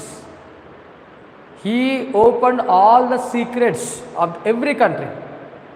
Even the secrets of Jawaharlal Nehru. ఇంతకుముందు చెప్పినా కదా untold history అని.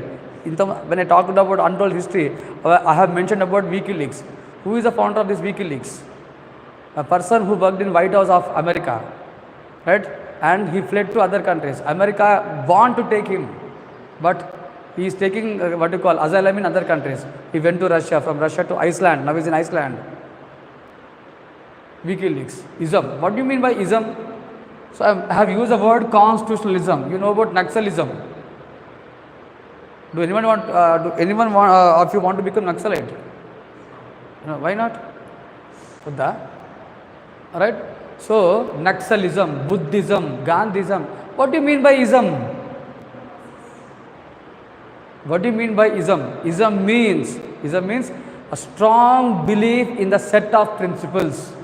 Ism means it is a belief in set of principles. Now what do you mean by constitutionalism? Belief in the principles of constitution. It is belief in the principles of constitution. Domination of constitution. It is domination of constitution. Alright, that is what constitutionalism means. Alright, so wherever we have written constitutions, there we can there we will see this constitutionalism. Very important. I'll take down a question so that you can come with an answer.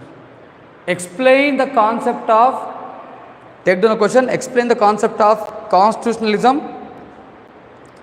Explain the concept of constitutionalism. Explain the concept of constitutionalism and bring out the features of constitutionalism present in Indian Constitution, and bring out the features of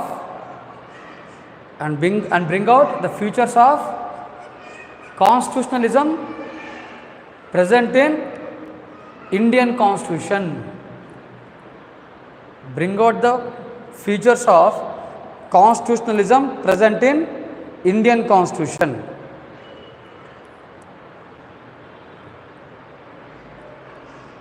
Now if you want to have further reading, just read NCERT class 11. You have this topic in your NCERT class 11. Right? The topic of constitutionalism is in your NCERT book. Right? Okay then. So this is one outstanding feature. Written constitution, constitutional supremacy, also called as constitutionalism. Alright? So wherever there is a written constitution, right, there is a guardian of that written constitution. There is a watchdog of that written constitution. And that watchdog is independent judiciary. Right? So wherever there are written constitutions, there we will see independent judiciary.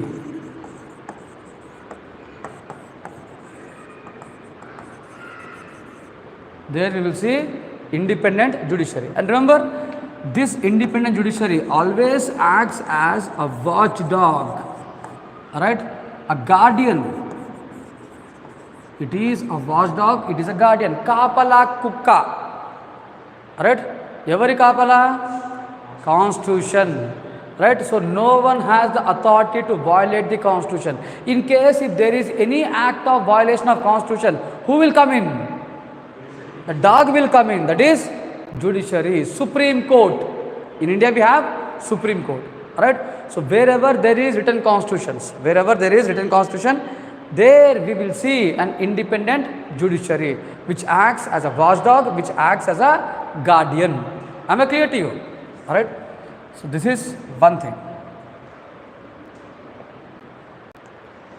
All right. Another outstanding feature of Indian Constitution is we have adopted a parliamentary system of government.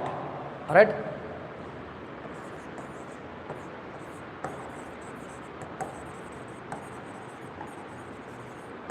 Very frequently asked question in prelims exam. So you can expect a question on salient features in prelims. Definitely there will be 1 or 2 questions from salient features. Another importance of this topic is, if you understand the salient features, think that half of polity is understood. You can understand half of the polity, right? So so we have adopted a parliamentary system of government, right?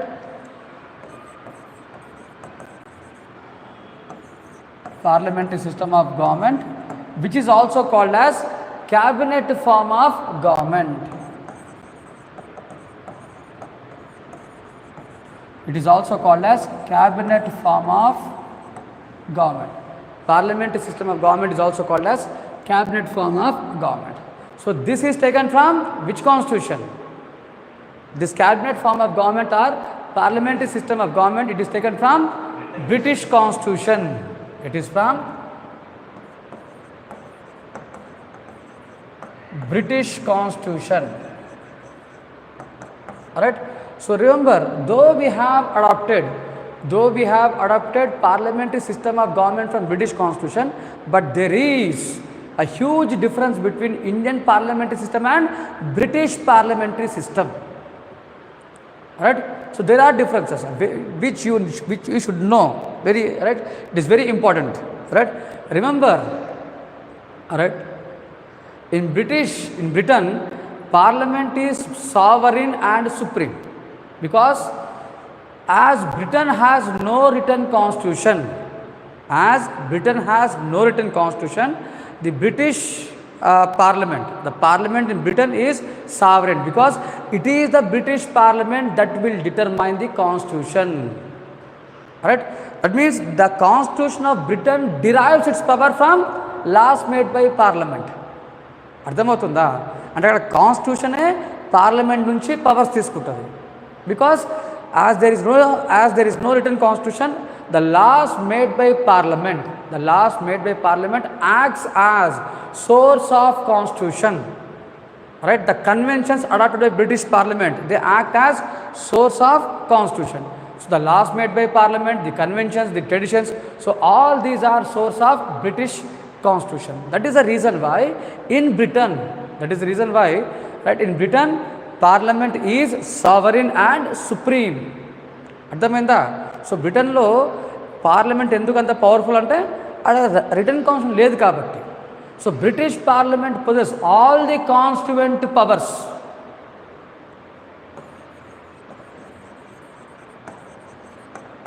British Parliament possess all the constituent powers. Constituent. What do you mean by constituent powers? Very important topic for exam. Nearly 12 times it was asked in mains exam. This question came, the question on constituent powers. It came for almost 12 times in UPSC mains. Right? So the British Parliament enjoys all the constituent powers. Constituent powers means the power to amend the constitution. So British Parliament is the sole institution. It has unhindered powers to amend the constitution, unrestricted powers. British Parliament possesses unrestricted powers to amend the constitution. And amended and as there is no written constitution, the Parliament can keep on changing the constitution. That is the reason why British Parliament possesses this constituent powers. చాలా జాగ్రత్తగా వినండి, గుర్తుపెట్టుకోండి. ఎందుకంటే మళ్ళీ ఇదే question నేను when I teach fundamental rights మళ్ళీ అప్పుడు అడుగుతా. మనకు ఫండమెంటల్ రైట్స్లో వస్తుంది ఇదే discussion. The same discussion again we will have in amending the constitution, the procedure to amend the constitution, the power of parliament to amend the constitution. Alright, అప్పుడు మళ్ళీ అడుగుతా. So constituent powers means it is the power to amend the constitution. So British parliament has every power. British Parliament has every power to amend the constitution. Okay, so that is what Britain is, that is what the British Parliament is. If you take Indian Parliament, in India we have a written constitution. In India we have a written constitution. So wherever there are written constitutions, it is the constitution that is supreme and sovereign, and every institution derives their power from constitution. Even if you take Parliament takes power from whom? Constitution. So Parliament constitution kana goppana takvana. If you take Parliament is always subordinate to constitution. So Parliament cannot dominate the constitution in India. That is the reason why in India the Indian Parliament possesses limited powers. It is not sovereign. In India the Parliament is not sovereign. It possesses limited powers to amend the constitution. So it is not same kind of powers enjoyed by British Parliament. It is not same kind of powers enjoyed by British Parliament. Alright. So in India Parliament is not sovereign and it is limited in its constituent powers. That is what the difference, the basic difference. Alright. So again we will discuss this point at this point when we read or when we talk about Golaknath case. Right, Golaknath versus State of Punjab case. We will talk, right, when we read Keshavananda Bharati versus State of Kerala case. The issue of Constituent Assembly, the issue of constituent powers, right, it will be discussed more in detail when I teach Golaknath case. Alright, so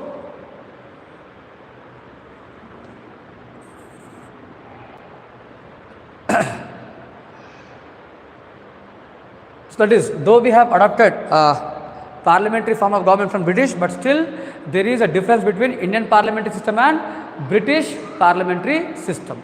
Okay, so we have a difference, a basic difference. Alright, take down a question.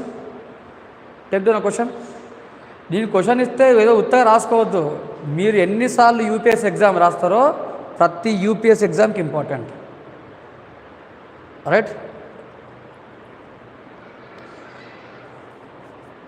explain, bring out the differences between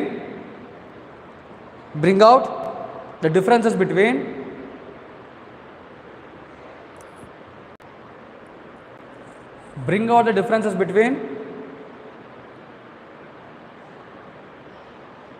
British parliamentary system and Indian parliamentary system. Bring out the differences between British parliamentary system and Indian parliamentary system.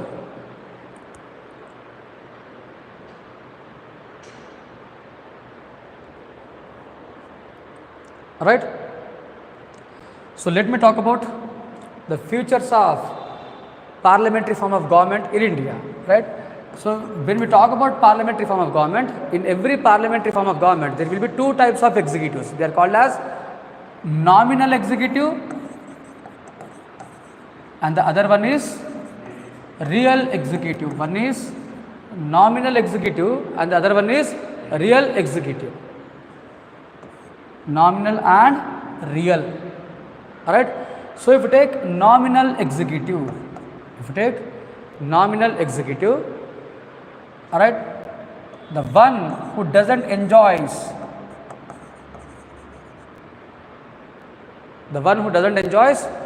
the full powers, right? So the one who is dependent on other, say for example, we take President of India. So President of India is nominal executive. Though he is the head of the nation, though he is the head of the government, still, right, in his working he is totally dependent on Council of Ministers headed by Prime Minister. Right.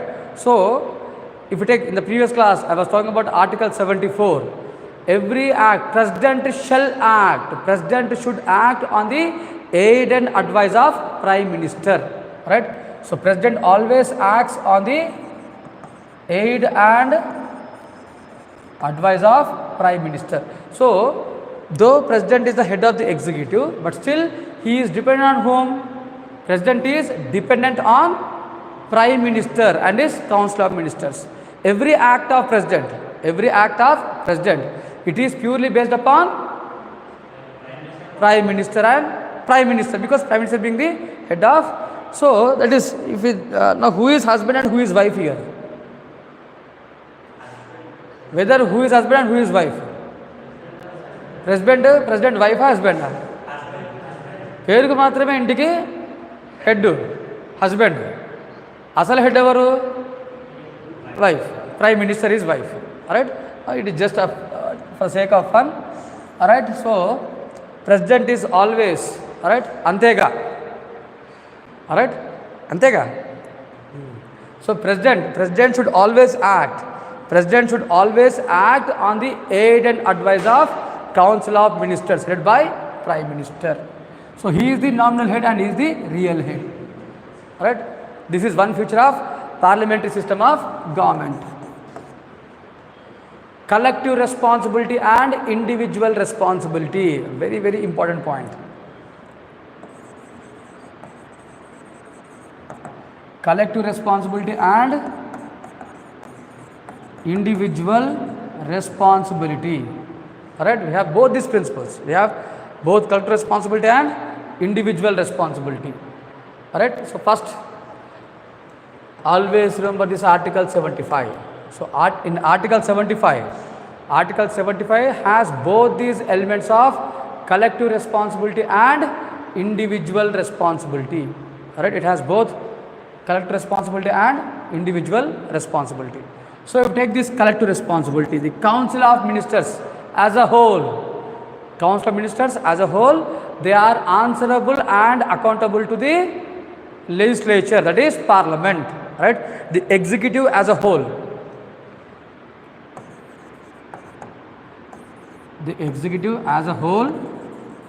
they are answerable and accountable to the Parliament, that is legislature. And within this Parliament in general and Lok Sabha in particular, this collective responsibility is towards Lok Sabha. All the members of government, all the ministers, they are answerable and accountable to Lok Sabha. Though they may belong to Raj Sabha, though they have a membership in Raj Sabha, but still they are answerable and accountable to what you call Lok Sabha. As long as the executive is answerable and accountable to Lok Sabha, it will be in office. Once this collective responsibility is violated, or if government fails to show its answerability and accountability, then it is a ground for dissolving the government. So whenever government fails to stand by one single decision, when the ministers fails to stand by the decision taken by the government, then it is a ground for dissolution, right? And the government is dissolved only by passing no confidence motion, right? So failure to show collective responsibility, failure to show collective responsibility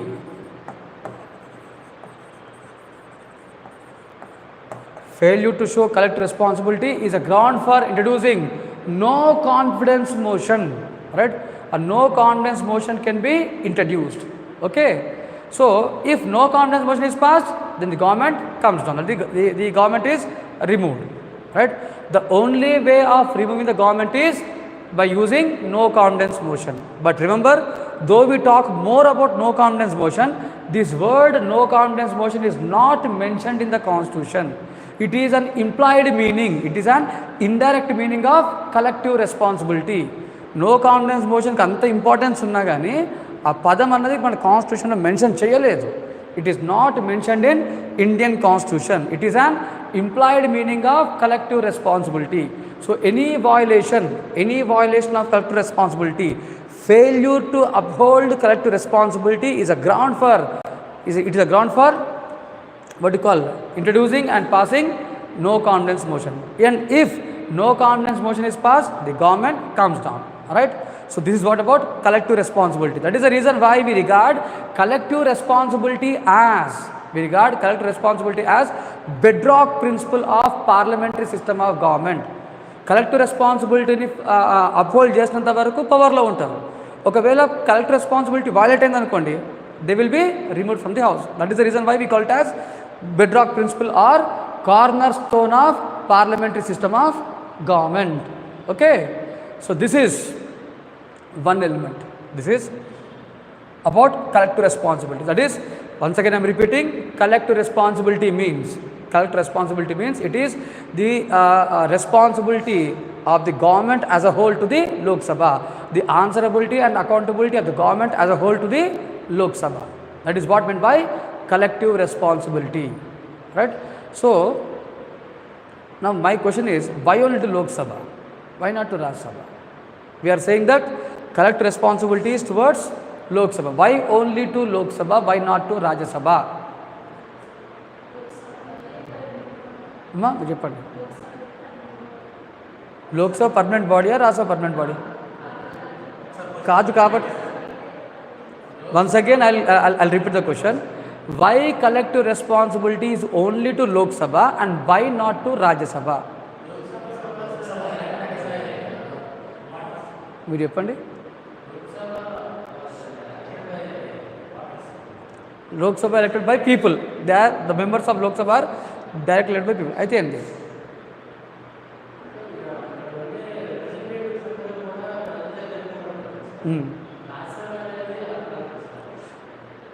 right. So ప్రజల చేత ఎన్నుకోబడితే వచ్చే లాభం ఏంటిది?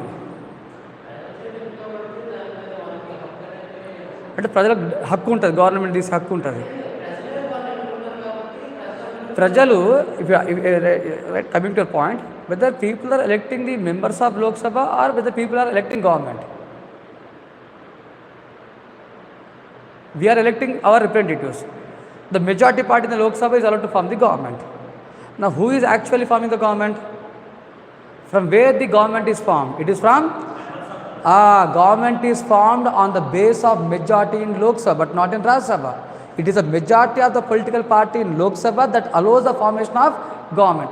ఎవరైతే government form చేస్తానో వాళ్ళకే తీసేసే హక్కు ఉంటుంది. It is the Lok Sabha that allows formation of government. So Lok Sabha has every power to remove the government, right? So that means people are indirectly involved both in formation of government as well as in the removal of government, because as the government is elected by people, so government is answerable to people, and if government fails to show if government fails to answer, then people have the every power to remove the government.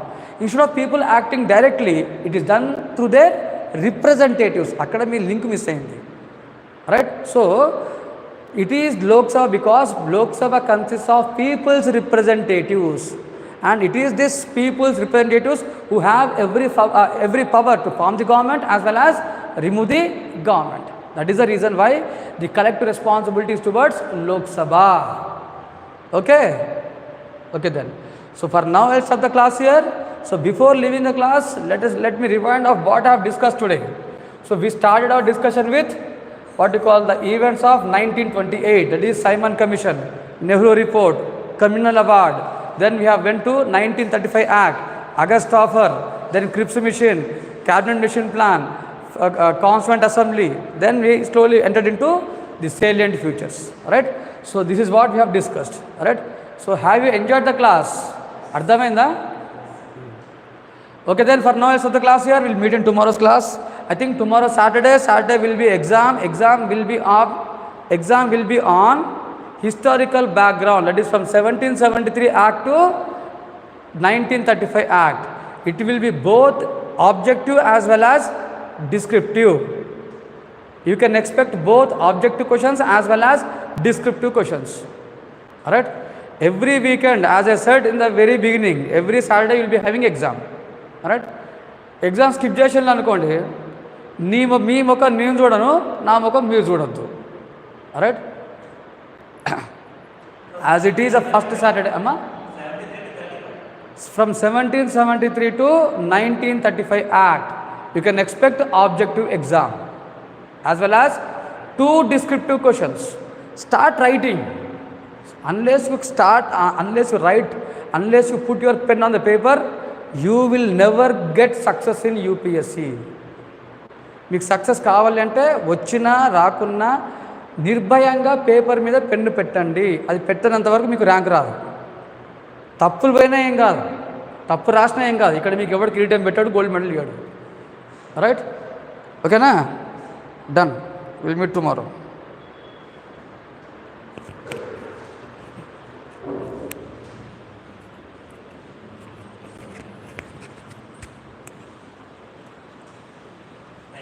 Okay.